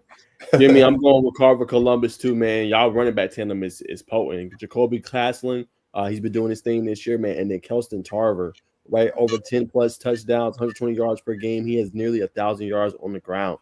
I don't know how you stop that. And you got KJ Miles on the outside, the North Carolina commit, who needs him pretty bad. They got smoked against Clemson this past weekend. You definitely use him, obviously, out there in Raleigh. I'm going with Carver Columbus, big win over Sumter County. Is one of those running backs for Carver a freshman? Yeah, that's what I was just about to say. He's the best freshman running back I ever seen so far right now. Man. He is in 2A. He is in 2A. Calm down. He liked that game. He was in the Under Armour 8th grade game last year. I believe he was. He does. Yeah, I mean the people who play in that game are the ones whose parents can afford to send them. I know how that goes. You gotta have a little money to play in that game, but they're not coming down there for free. The cat is out the bag. Carver Columbus, they on their 3rd string quarterback too, right? Might be. The first one got caught up. The second one, I think he got hurt. I think the second one got hurt, and then this the third one. They still rolling like this. God, but it was about the same, honestly. You said what? Second and third string was about the same. Okay. Man, that's impressive. You that deep, and you a 2A school. It's almost like you got people moving down there just to play football. Nah, they homegrown. We'll leave it alone. They homegrown, but for some reason, people on Aiden Rec ball team in Atlanta say they going to Carver Columbus. You go second one for the running back. Yeah, there you go. All right, man. Game of the week, man. Final game. We'll let everybody get out of here before we get our interview with Coach Teagle, man. Appreciate him waiting and being patient in the background. Power for life. All right, Gainesville, Milton. Julian, I'm starting with you. You got the blue. You got the white and the red on. Who are you rolling with? Screen record this. I'm not about to pick no team. with a quarterback who played JV. They'll go against Josh Niblett and an experienced defense with 2 Alabama commits on the field. You're not about to come off JV and come out here and beat Gainesville. And if you do, Josh, I had to pack it up. Go back to Alabama, buddy. Got Gainesville by 3 touchdowns. Ooh, 3. Whoa. Yeah. You can't. You already don't got. Hey, you ain't got no weapons. You got them scissors that I talked about at the beginning of the season. You come out there We with got scissors. scissors. We got machine guns and machetes. Relax. Yeah, I don't even know who the running back is. Bentley Hickman, player of the week. And Sheldon. Yep, Sheldon Atkinson. Put some respect on their name. Whatever. Yeah. Put some respect on their name. Hey man, JV quarterback. I'll have a lot of yards too. They ain't got no choice but to run the ball. Go ahead, Mark. Give me Gainesville in this one. I just feel like they're the more seasoned team. I'm not saying Milton not seasoned. It's just they don't have the fire. Season. Milton's way more seasoned than Gainesville. Lemon pepper sprinkles, extra wet. You gotta season your food before you eat it, man. No, like Put them on the plate. no. So Gainesville is like the American Deli. They the wing factory. So No. give me Burger and wings. Milton is like American Deli wings, and Gainesville is like a person, a human being. Eat food. Look at that. She damn beat right up. Oh God. Go ahead, I Go know. ahead, Dick. I'm gonna take Gainesville, man. I've already made a couple bold predictions. I can't risk any more bold predictions till some Cowboy teams prove me wrong, prove me right. We'll take Gainesville. Yeah, you can't take no more bold predictions and lose. You're already behind the 8 ball. I'm only 4 back. I'm gonna get 2 back off Cowboy teams alone, so we're gonna be all right. I'm really just like this. You don't know it yet. Yeah, now go ahead and pick Milton so I can get this. Dang, my God. No. Why everybody think I'm gonna choose Milton? Why everybody think I'm gonna choose Milton? Because you on the payroll. I'm not on no payroll. They You have a a beat good writer, football man. team. They have a good football team. Okay, Bro, you are helping Milton. Oh, let me go ahead and let this cat out the bag. You are helping Milton change themselves into a city school so they can have open enrollment and they can get players from wherever. You're the one helping them do it. I know you are. how am I helping them do that? Yeah. What? It lose everybody. People like, How am I what? helping them do that? I know people are shocked to hear what I just said. Yes, people with money are just trying to do whatever the hell they want. Surprise. Nige knew the whole time. He a journalist, he a reporter. He didn't do no journaling on that. You know why? Because he on the payroll. Milton, you put me on the payroll, I'll stop telling you business too. I can't. Keep wilding. Hey, Coach Reeves, we believe in you, baby. Keep doing your thing, Coach Carletta. No. Hey. I believe in Coach Reeves. That's one of my favorite coaches. I love Coach Reeves. Now he's his favorite coach. Like, where is this coming No. from? That's one of my favorite coaches right there. Coach Reeves, that's the man. That's the man right there. That's the man. But I can't pick them. Come on, bro. I'm also objective. It's a home game. They both in Georgia. It's a home game for both of them. Home game, bro. They're gonna run the ball with Atchison and Hickman, and they're gonna hit you over the top with their weapons on the outside. What weapons? You're talking about the number one blocking tight end in the country? They gonna hit you with Aiden Williams. They're gonna give you their work. Who was the first person you said? Grant Hovland. You know his archetype on the video game is blocking, right? That's a video game. Where you think they get this from? They get them from real life. I can't, man. Go ahead and get your prediction, man. Go ahead. I'm going with I keep getting interrupted. I'm going with Milton upset home win. This game will be televised on GPB. So y'all boys, make sure y'all go check it out. I'm going with the Eagles. I may or may not be at this game. I'm still trying to figure it out. I know it's going to be people there. I may or may not go. I don't know. Either that, I'm going to landmark. Turn on your team like that? What do you mean turn? You not gonna show up for your folks? Milton's Them your right. people. Here you go. They got you on the sideline every game. Hey, Najee get special access. Move the hell out of the way. They give you popcorn during the game. I know they do. Discounts at the concession stands. I can't, man. Najee get the military discount. He ain't never been in the military. I can't, bro. Come on, man. But all right, fellas, man. We appreciate everybody, man. Rolling with Milton. Man. But we appreciate everybody tuning in, man. We'll be back again with another show with all these fellas. QB Mark, DB Coach Jew, man. We're gonna welcome on our next guest, man, for upcoming. Hey, Julian, answer this kid here, either in the text or whatever you want to do while we're bringing on our guests. Said most underrated DBs in Georgia. You can do an Instagram post on it or hit the chat, whatever you want to do. But I know he didn't hit. Watch this. Yeah. Hold on. There you go. Yeah, thank you, Julian. That's perfect. Yeah, show him that. Jaden James. He played for Hillgrove now. He is the most underrated cornerback in Georgia. Why? Because he's the best cornerback in Georgia. But he don't have the recruiting height and the stars and all that stuff because he might be 5'9".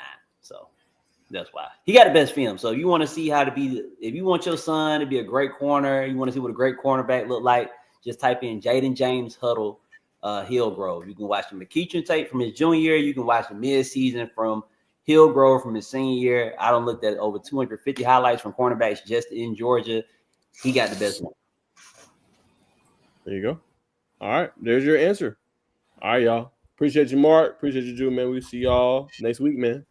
All right, y'all see you boys, again. man. Yes, sir. See you Peace out. again. All right, man. We got Coach Tigger in the background, man. Shout out to QB Mark. Obviously, shout out to the Jew, man. But we're gonna welcome on our guest, Derek Teagle, man. And get empowered for life. What's going on, man? Hey, what's up, man? How you doing? Doing good. We appreciate you coming on, man. How's everything going? Good, man. You guys are funny. That's a hell of a show. We'll say that. It's a hell of a Yeah. show.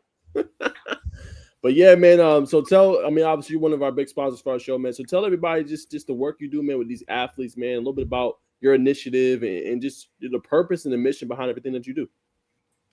So like honestly, it's bigger than athletes. One of our drawing cards and things I like to speak about is how we mentor kids. Like it's a mentoring program that athletes has become a big part of it. We serve a lot of kids locally, serve a lot of kids across the state of Georgia. And like I think one of our biggest calling cards is that we have over 300 kids that graduated college with degrees, 85 students now have their own business that graduated. So to me, seeing athletes is almost like underplaying the impact that we have. We big on doing seminars. We big on educating others. I'm really big on collaboration with local groups, statewide groups, as well as educating our youth. So the athlete part is part of it, but I don't want to undersell the other part, which is the educational component. I'm a firm believer in getting kids educated. Like we take, I think, 28 trips per year to educational tours just to get our kids educated from Macon to Montgomery to Selma to Memphis to Jackson, Mississippi, just to get our kids educated. So I know athletes I'm connected with a lot of athletes, but don't want to overlook the part of the student part and how important that is, and also how important it is to sell the part of you can be a business owner. That's why I respect what you guys are doing, because you guys are young business owners, and I respect that. So I'm going to ask you about that. I think an important part I want to kind of peel a layer on is just the mentorship.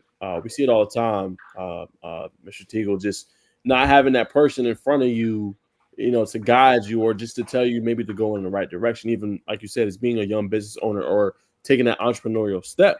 So I want to ask you that aspect, like what does your program do in order to mentor the kids, and what are some key things you think people need to do in order to, just help further along the next generation? Well, I think the biggest thing is the word mentoring, like you just said. Like in mentoring, it looks totally different. I can see Bacon on the sideline at a game and talk to him for 2 minutes, and that can be a mentoring session because I don't give him nothing but facts. Maybe some things he don't want to hear, maybe some things he do want to hear, but I don't give him facts. And the reason why I feel like I should mentor someone like Bacon is that I made a lot of mistakes through this whole process. A lot of folks see the things that go on really, really well, but there's been a lot of mistakes through this process, and I don't want him to repeat those mistakes. I'm a firm believer that you can go through life by having mentors, or you can go through life by making a lot of mistakes. I don't want someone like Bacon or Sleeper or anyone that I'm connected with, that God's connected with, to make those mistakes. So to me, one of the biggest things is understanding the role of a mentor. You don't have to have this amazing platform to be a mentor. It can people looking for quality time, looking for consistency, and they want to know that you care. So to me, that's what mentoring is supposed to look like. That you just give them that quality time, consistency, and also through that they'll know that you care. And then I want to ask you, obviously, you're heavily involved in the media aspect and the side of it. So talk about those brands and what you really saw early on from Arvon Bacon and Bacon Network, a Sleeper Media, that maybe needed that knowledge, that toolage maybe from you that you could go in and help them out with as they continue to kind of blossom and flourish in their own business acumen. Well, the drive. Bacon have amazing drive. Sleeper have amazing drive. Be the Ram have amazing drive. Like there's so many guys out there that doing it, and girls that out there doing it that got these amazing drives. So what I want to do is just encourage through the good, through the bad, through the mistakes, just to encourage. Because I know, like I first started out this whole process for running a nonprofit that made a lot of mistakes, a grassroots nonprofit. So I didn't have the $1 million support or the $1,000 support. You know, it was a real struggle. Now my goal is to help other nonprofits, get a step ahead, but also help young business owners get a step ahead. And it doesn't matter if you're older or younger or black or white or Hispanic. Like the goal is to help others. You know, so I always share like and look at our logo is a cross in the middle because I'm a firm believer. But also it's two hands come together, and that means a lot of things. It can be black and white. It can be Republican, Democrat. It can be tall and short, whatever you name it. But I always call it collaborate and educate. You know, I want to educate and I want to collaborate and make sure that we touch as many youth as we can. Like I'm not on this earth to per se serve a lot of adults. I just don't feel that way. I feel like God has gave us this vision 18 years ago to serve our youth and continue to educate our youth. But by doing that, we got to collaborate with some of the others. Whereas a local group, whereas like a new city church, whereas a newly city church, whereas a boys and girls club, whereas a new police department, like whoever it is, like we're just thankful for our supporters that give us the opportunity to collaborate and connect and educate our youth. And speaking of, we talked about the education component, so I want to kind of peel that back even further. So you talked about these seminars you do and you're educating people, but you also talked about these tours. So can you give us some insight on kind of how you put that together and what some of these tours that you're taking them on? Are there, museums, right? Is it financial literacy? Is it history? Like, what are some things you were teaching and educating the youth on? Okay, so on the seminars, over the years, we have done a financial seminar which focused on just finances. And I used the analogy, the amount of athletes that are broke after 4 or 5 years of playing their sport. Get to have those conversations of why. And it varies by different sport. So we had financial seminars with Wells Fargo Bank. We have anti-vaping seminars. We'll have suicide prevention seminars. We did a whole year after the George Floyd thing. We had a whole year of racial seminars called Connecting the Dots, where we brought different races together just to have a conversation about joining and being unified together.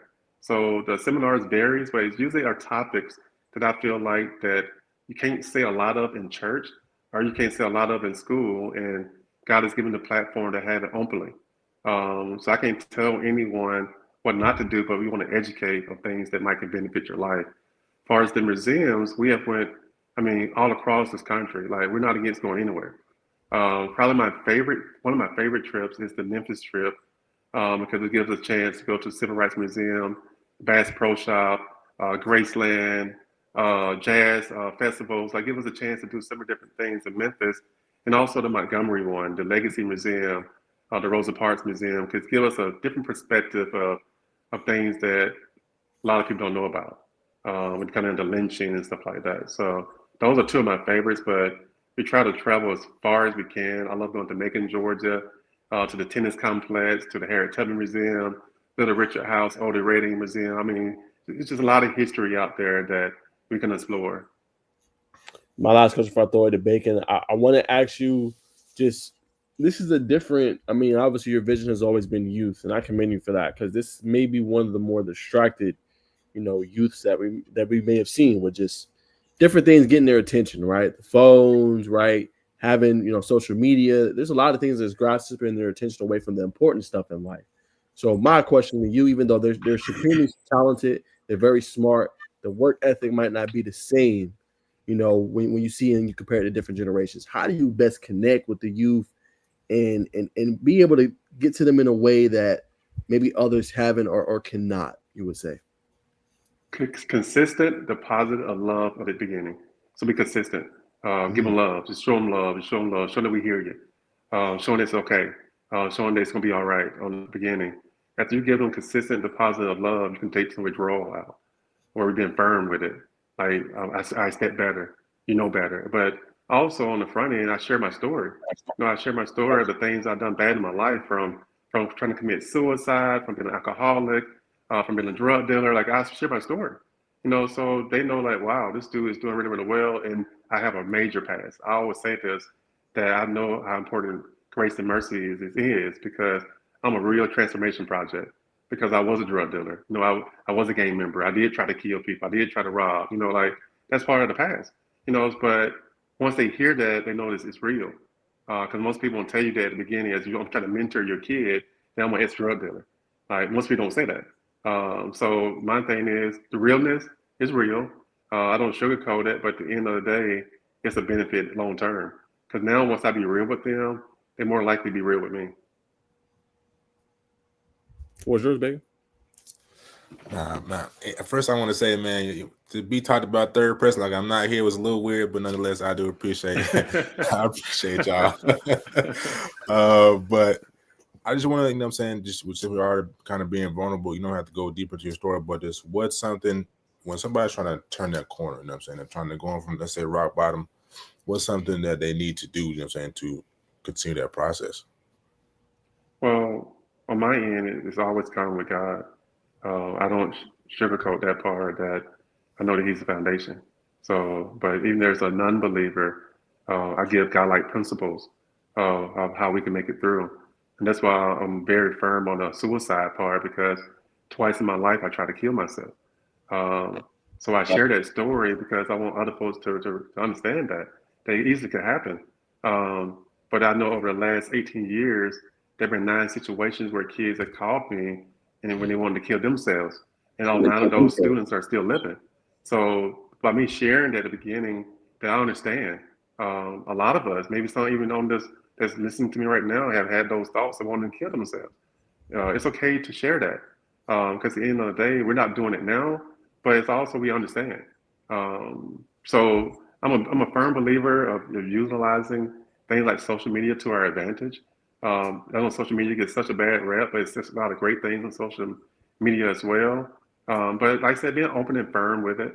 Like I said, I don't mind sharing anything. I'm very vulnerable and open, but talking about my life because I know that others are struggling or have struggled the same way I have.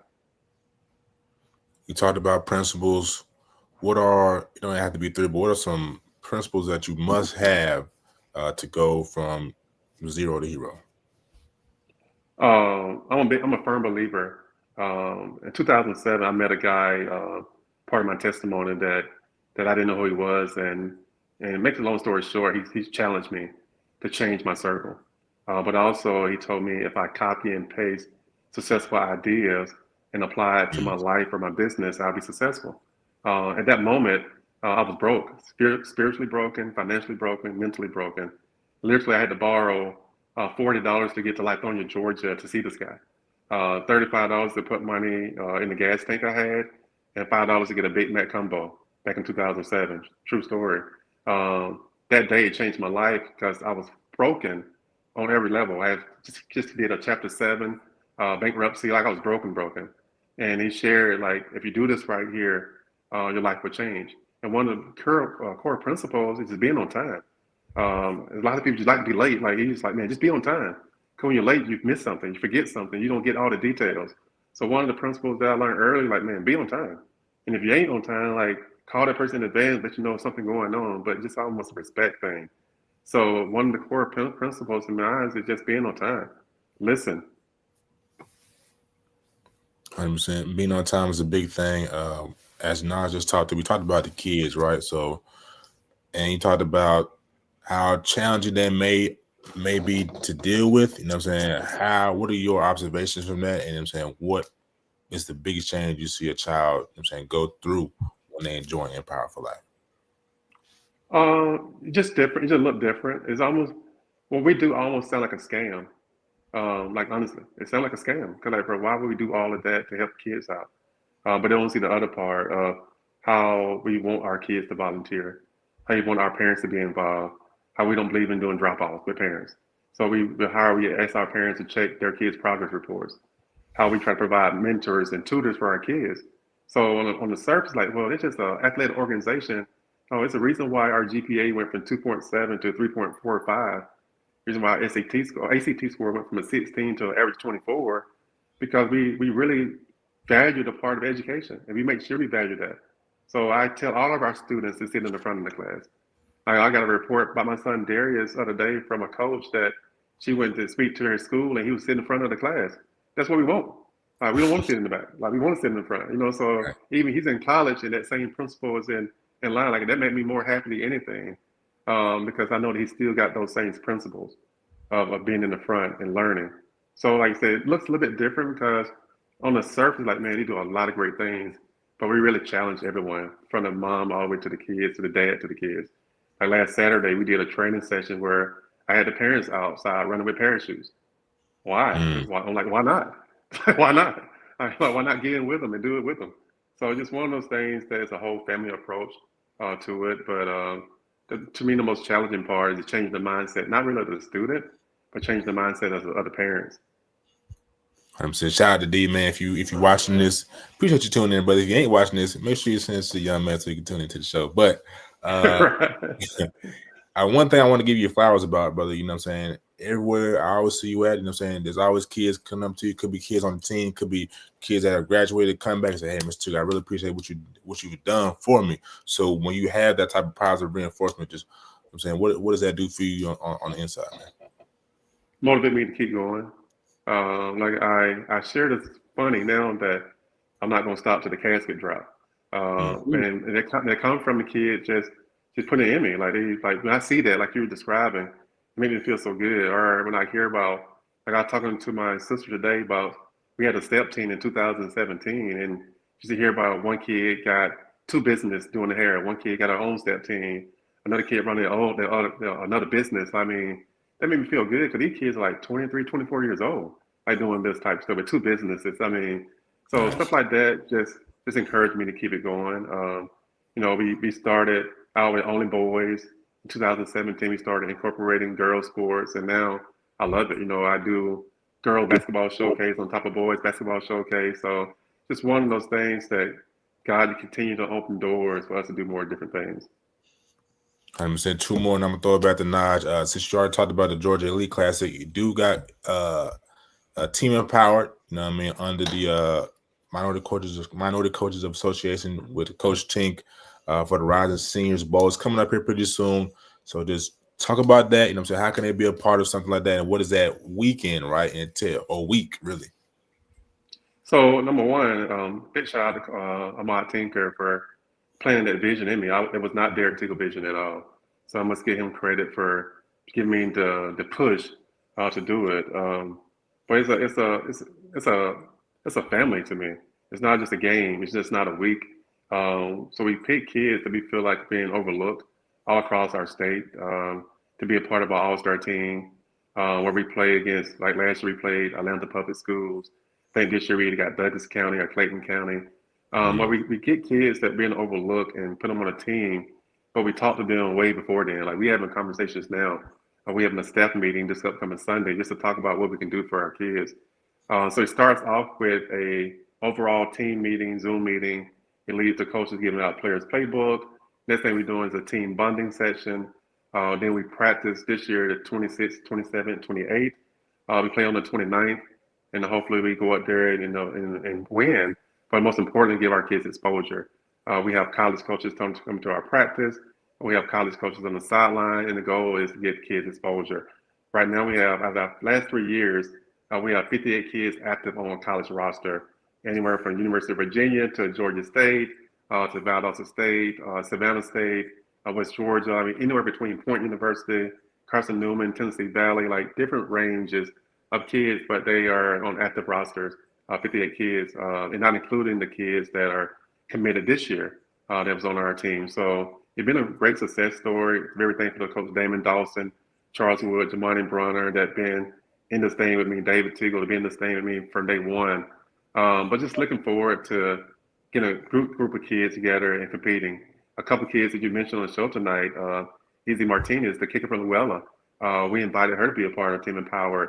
Nigel Pittman, wide receiver at Thomasville, very dynamic. I think one of the best wide receiver, underrated receivers in Georgia. We invited him to be a part of Team Empowered. So just one of those things that we try to reach, around to find some good kids. Of course, going to get some of our local kids to be a part of it. But just an avenue, another platform that we can sprinkle in some gospel, sprinkle in some teamwork, but also go out there and put a good performance in front of their family one last time. So it's been a great thing. I love the atmosphere. Like I said, minority coaches of Georgia do a really good job with this game and the activities. Just looking forward to it, man. Like, so we gonna have some really good games. I think last year we lost 21-20, I think, or something like that. So looking forward to just going out there to compete and give our kids some more exposure. Absolutely, man. That's why I feel like you was not just being a great sponsor, but a great spokesman for tonight, because what I'm saying, not only have tapped into D1, they do D2 all the way down to NAI. So whatever skill level, what I mean, you can serve the kids very thoroughly. But last question for me, because I know Naj get ready. Hey, Bacon, can I say this real fast? Yeah, go ahead, real fast? We need some more. I want some more dogs, though. I need some more dogs. So there's anybody out there that feel like they're a dog, like we need some really good dog with character to be a part of our Team Empowered. We got half our roster filled, but we're still looking for some serious dogs to go out there and compete with us. We will definitely take care of you. So anybody that's out there that's hungry, there's some dogs with good character, we want you on Team Empowered. Just a brief promo commercial. Quick screen record and throw it out there, brother. I like that. But I know now you're gonna tap into the business venture bag. You have a nonprofit. I got an LLC. I think Naj's gonna start his LLC when the time is right. But just why should someone go nonprofit, or why should someone go LLC, or just just give us a thorough opinion of both and which one's more beneficial for somebody trying to start. I guess it depends on what you're trying to accomplish. I started out with the nonprofit side of things. It branched out to be a little bit of both. So to get the benefits of that. But to me, it's not. It's I'm like, how do you choose a good college? It's all about a fit. My fit was different than maybe Naj or Bacon or anybody else. So mine was strictly nonprofit at the beginning, and God has led it to God has opened some doors to be profitable as well. So that part, it'd be hard for me to answer which is better, because it's on like which is better, Georgia Tech, Florida State, West Georgia or Kennesaw State. Like, I mean, all of it's good. Like, so it's really about like what's the best fit for you. So that probably more of, if I knew I was a little bit better, I probably could just give that, but I don't have enough to go by. It won't be right. On the Bacon side, I know you a bit more, but like I said, still got to be a fit. Because what works for Derek is probably not going to work for you, and what worked for you probably not work for me. So one thing I would say, if you're a believer, like, let God lead you on that part, because it can't be Derek will, got to be God will. Absolutely. My question for you, it goes back to me. Just tell us about a kid's success story, if you don't mind, just sharing, just somebody that went through your program and whether they were struggling or not, or whether they just needed some guidance. They just flourished going through your program, if you don't mind. Oh, that's fine. Boy, it's hard to go to one. I will give you a couple. One is Shamaya Sanchez. Reason why it comes to mind, because her and her cousin Brittany was the first two girls to actually work out with us, and they was at Nuna High School running the hills, like doing all these drills and not knowing that she was dealing with an illness. She's dealing with lupus, and for her to deal with that at age 13 and going to be one of the best softball players in the state of Georgia, went to LSU and dominated LSU and had a chance to play for her country, Puerto Rico, like that is just amazing because she was out doing a lot of boys and she was dealing with something. That just blows me away for sure.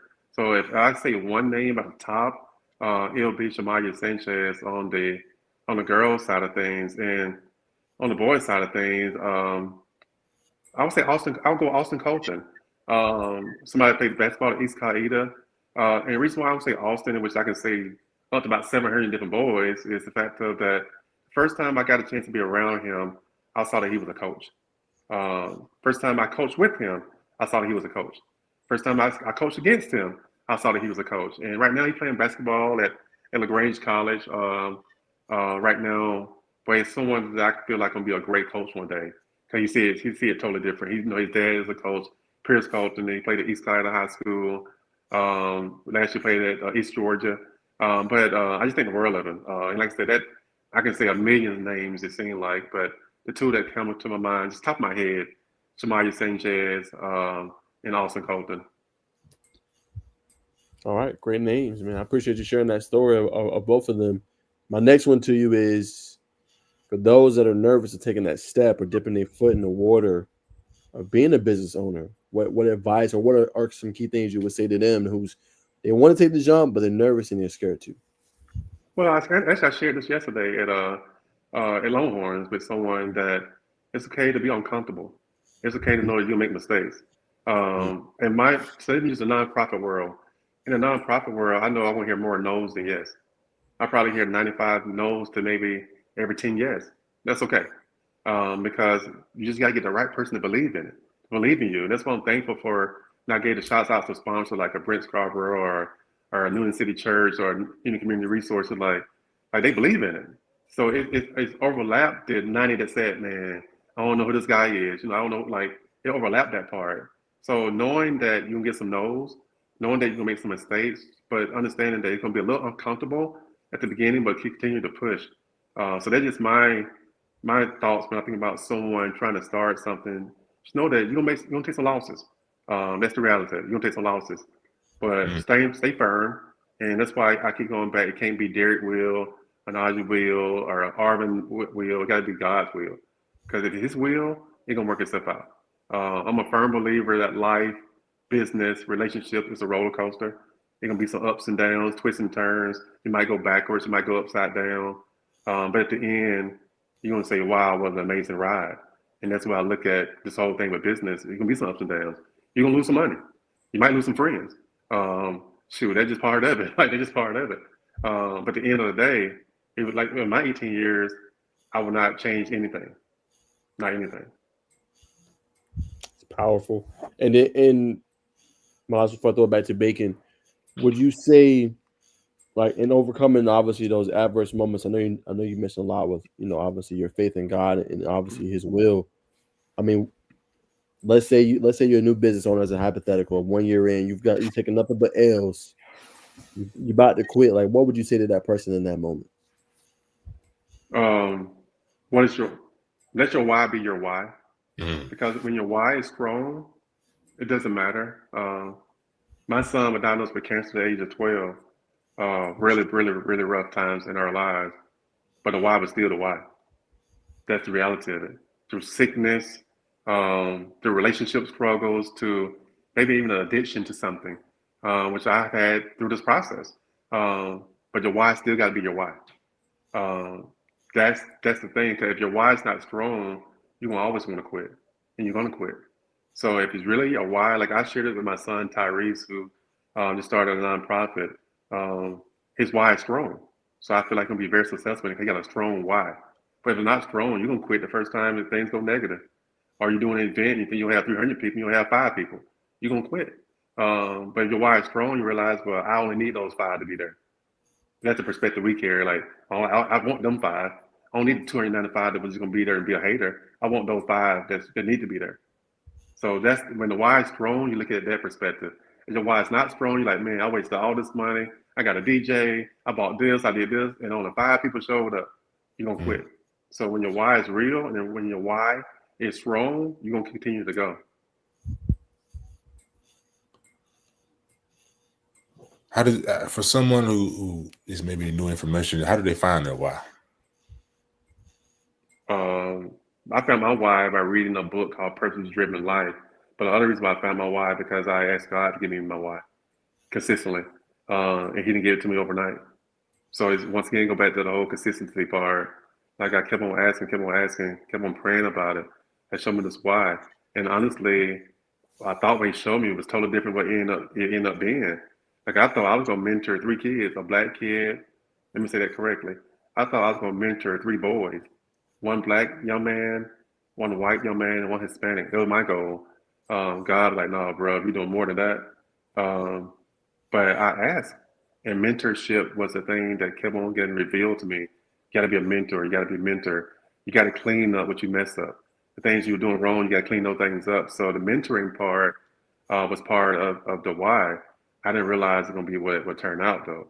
I just see, the Team Empower, the Georgia Elite Showcase, the Exit 47 Comedy Jam, the golf fundraiser, the comedy show, the gospel concert. We're about to launch a putt-putt fundraiser starting tomorrow. Like I didn't see none of that stuff. So it's just one of those things that I didn't see it, but I knew that mentorship was going to be the foundation. 100%. Last 2 things for me. I think we're gonna let you go, my friend. Thanks again for coming on. In this, it don't have to be the early moments. Just in moments of adversity where you got so much going through your mind. You could think about yesterday where, man, I probably shouldn't have bought that cheeseburger. I need that other dollar to buy that tank of gas to get somewhere. You think about tomorrow because I got to pay rent next week. So how do you stay locked in on the day at hand? One thing, I budget. Like I'm a firm believer in a budget. Also, I'm a firm believer it got to make sense. What's the return of an investment of every move I make? If it don't benefit me spiritually, if it don't benefit me mentally, if it don't benefit me physically, if it don't benefit me financially, why is Derek Teagle doing it, and why is Derek Teagle following it? So it don't benefit me spiritually, why do it? If it don't benefit me physically, why I'm doing it? If it don't benefit me mentally, why I'm doing it? And why, if it don't benefit me financially, why I'm rolling with it? Because that means wasting my time. And I'm 48, so I can't be wasting a lot of my years, right? Like I'm about halfway there. Like would God give us 120? I'm about halfway there. So Right. So I can't be wasting time. So it got to make sense. So return of investment is major. So when I'm trying to make the decision, should I eat this or should I eat that? So budgeting is a big part of it. It's something that I taught my young men early, how to budget, how to save, how to invest. So just got to make sense. 100%. Last thing, Naj, if you don't have anything to say, or go ahead, brother. My last one for you, man. Now you talked about bacon earlier, and you answered this question, at great level. But like, for you, I mean, like, you don't know me either. You've gotten to know me better, over the past, I'm saying, a few months. So, what have you just seen in us, and maybe what we're trying to build and do as business owners? Still figuring it out, to be honest with you. Still going through the adversity. Still trying to turn that corner. What did you see in us where you was like, hey, I want to take a chance on y'all and what y'all trying to do and what y'all doing for kids? Like, what was that spark that you might have seen in us to help us along the way and along the path of our journey, if you don't mind sharing? Oh, that I think connecting with you guys was major. You don't believe this, but you follow me on Twitter was major for me because I see your connections, and to me it go back to the whole collaboration piece. I feel like me supporting going to help others to support, but I see you guys like it's one of the things like I don't want you to throw out support to anyone. You got to see it. I know the passion is right. I know the mentality is right. So why not support that?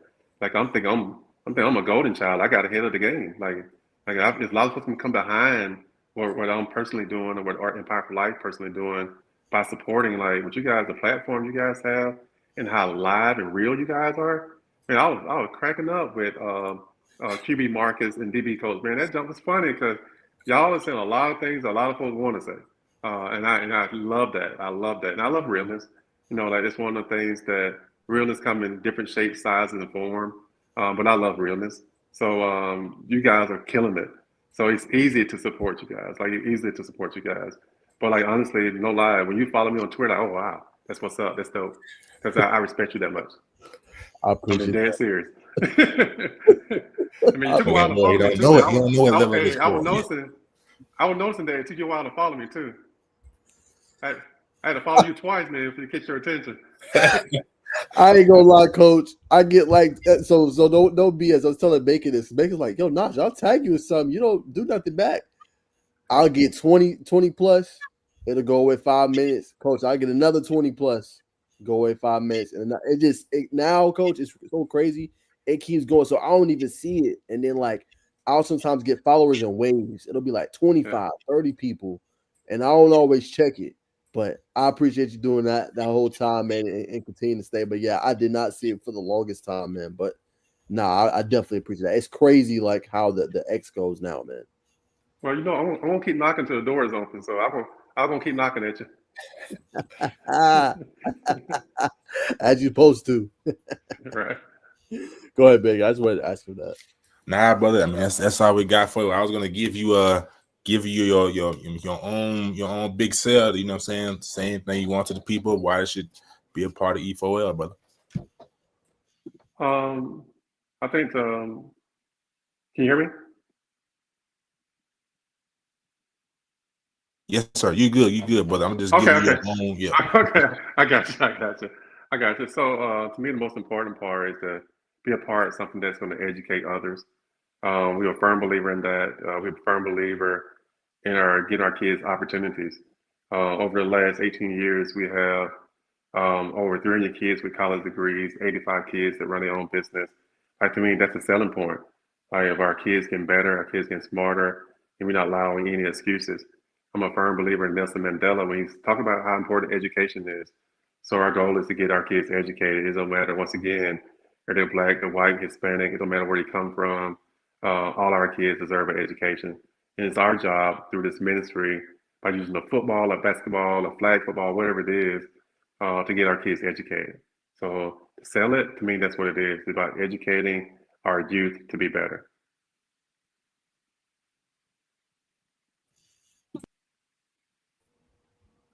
Oh. My bad. Like I said, man, that was a great message, man. Like I said, everybody who wants to tap in with a powerful life, Mr. Teagle, man, definitely hit that link. Hey man, but don't forget to plug your social media. Where could they contact you? Get in touch with you on your hip. I got you. So my on Twitter is Trust God Process. Trust God Process. And also it's NHS. So NHS Kobe Bryant number 0824. So at Trust God Process. And on Twitter it's NHS 0824 and E for Life Athletes. So I got 3 different Twitter handles, but NHS 0824, Trust God Process, and at E for Life Athletes. There you have it, ladies and gentlemen, man. Straight from the mouth of the founder. Again, brother, we appreciate you coming on. And most importantly, we appreciate you, you know what I'm saying, supporting us. You know what I'm saying? We know where it would be, but we're much better off for you know what I'm saying, you supporting us, brother. So thanks again for coming on. And I'll see you this Friday for the fun. I'll text you, brother. I'll see you this Friday, brother, real soon. Okay, man. You take care. Yes, sir. Be blessed. Appreciate you, man. Yes, sir, man. Shout out to our big sponsor on the show, man, Derek Teagle, man. Appreciate learning more about his story, man. Empowered for life.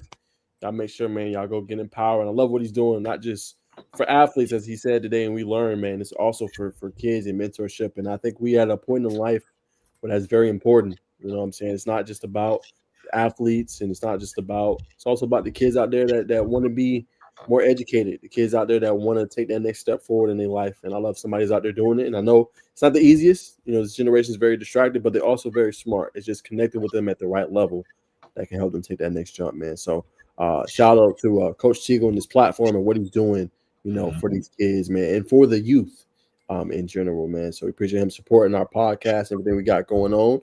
It will be a very busy week for me and Bacon.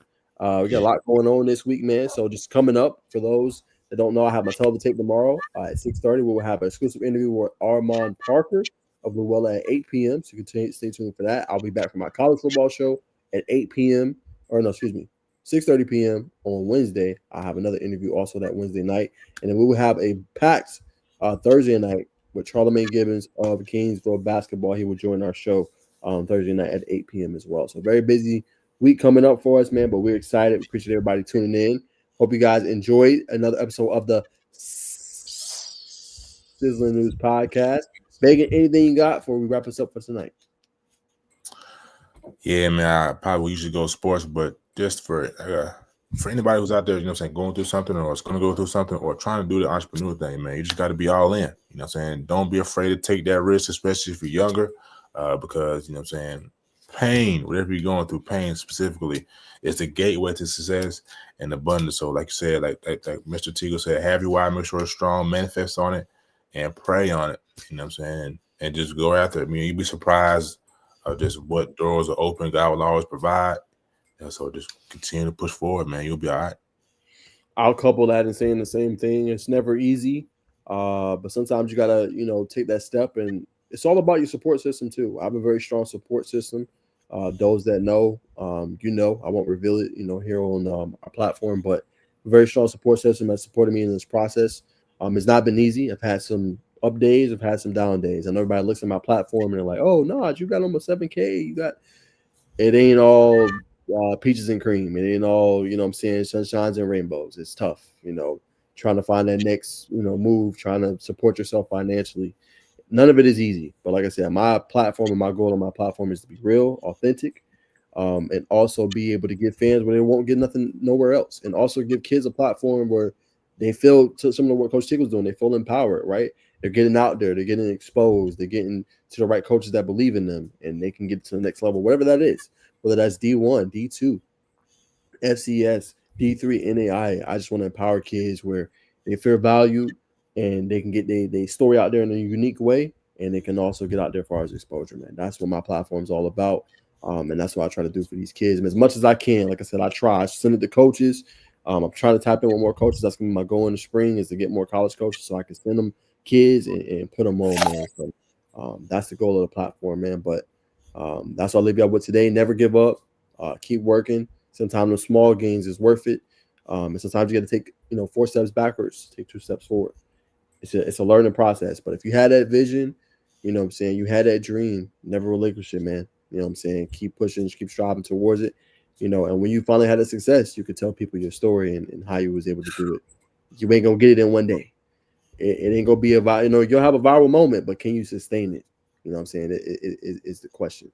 So take advantage of stuff like that. If you are able to go viral, have a viral moment, use it in a good way. But remember, you might see a viral moment of somebody, but it doesn't mean it was just overnight. They put a lot of work in to get to that process. I want to leave that with the youth here tonight. Everyone thinks it's all about, I went viral. Oh, I had these many clicks. Remember, there's a lot of work you had to put in to get to that.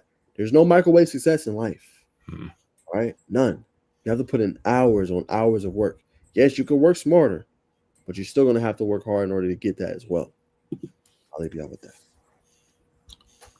Well said, brother. I'll just end it off like this, man. I know sleep is a big thing for me, man. If I don't get sleep, sometimes I choose sleep off doing some things. So just like I said, whatever is holding you back, be conscious and trying to overcome that day to day, man. Just be even if you're conscious and fail, but you want to limit that number, but be as conscious as you can in those moments, because if you can defeat that thing, it's only preparing you for the next thing.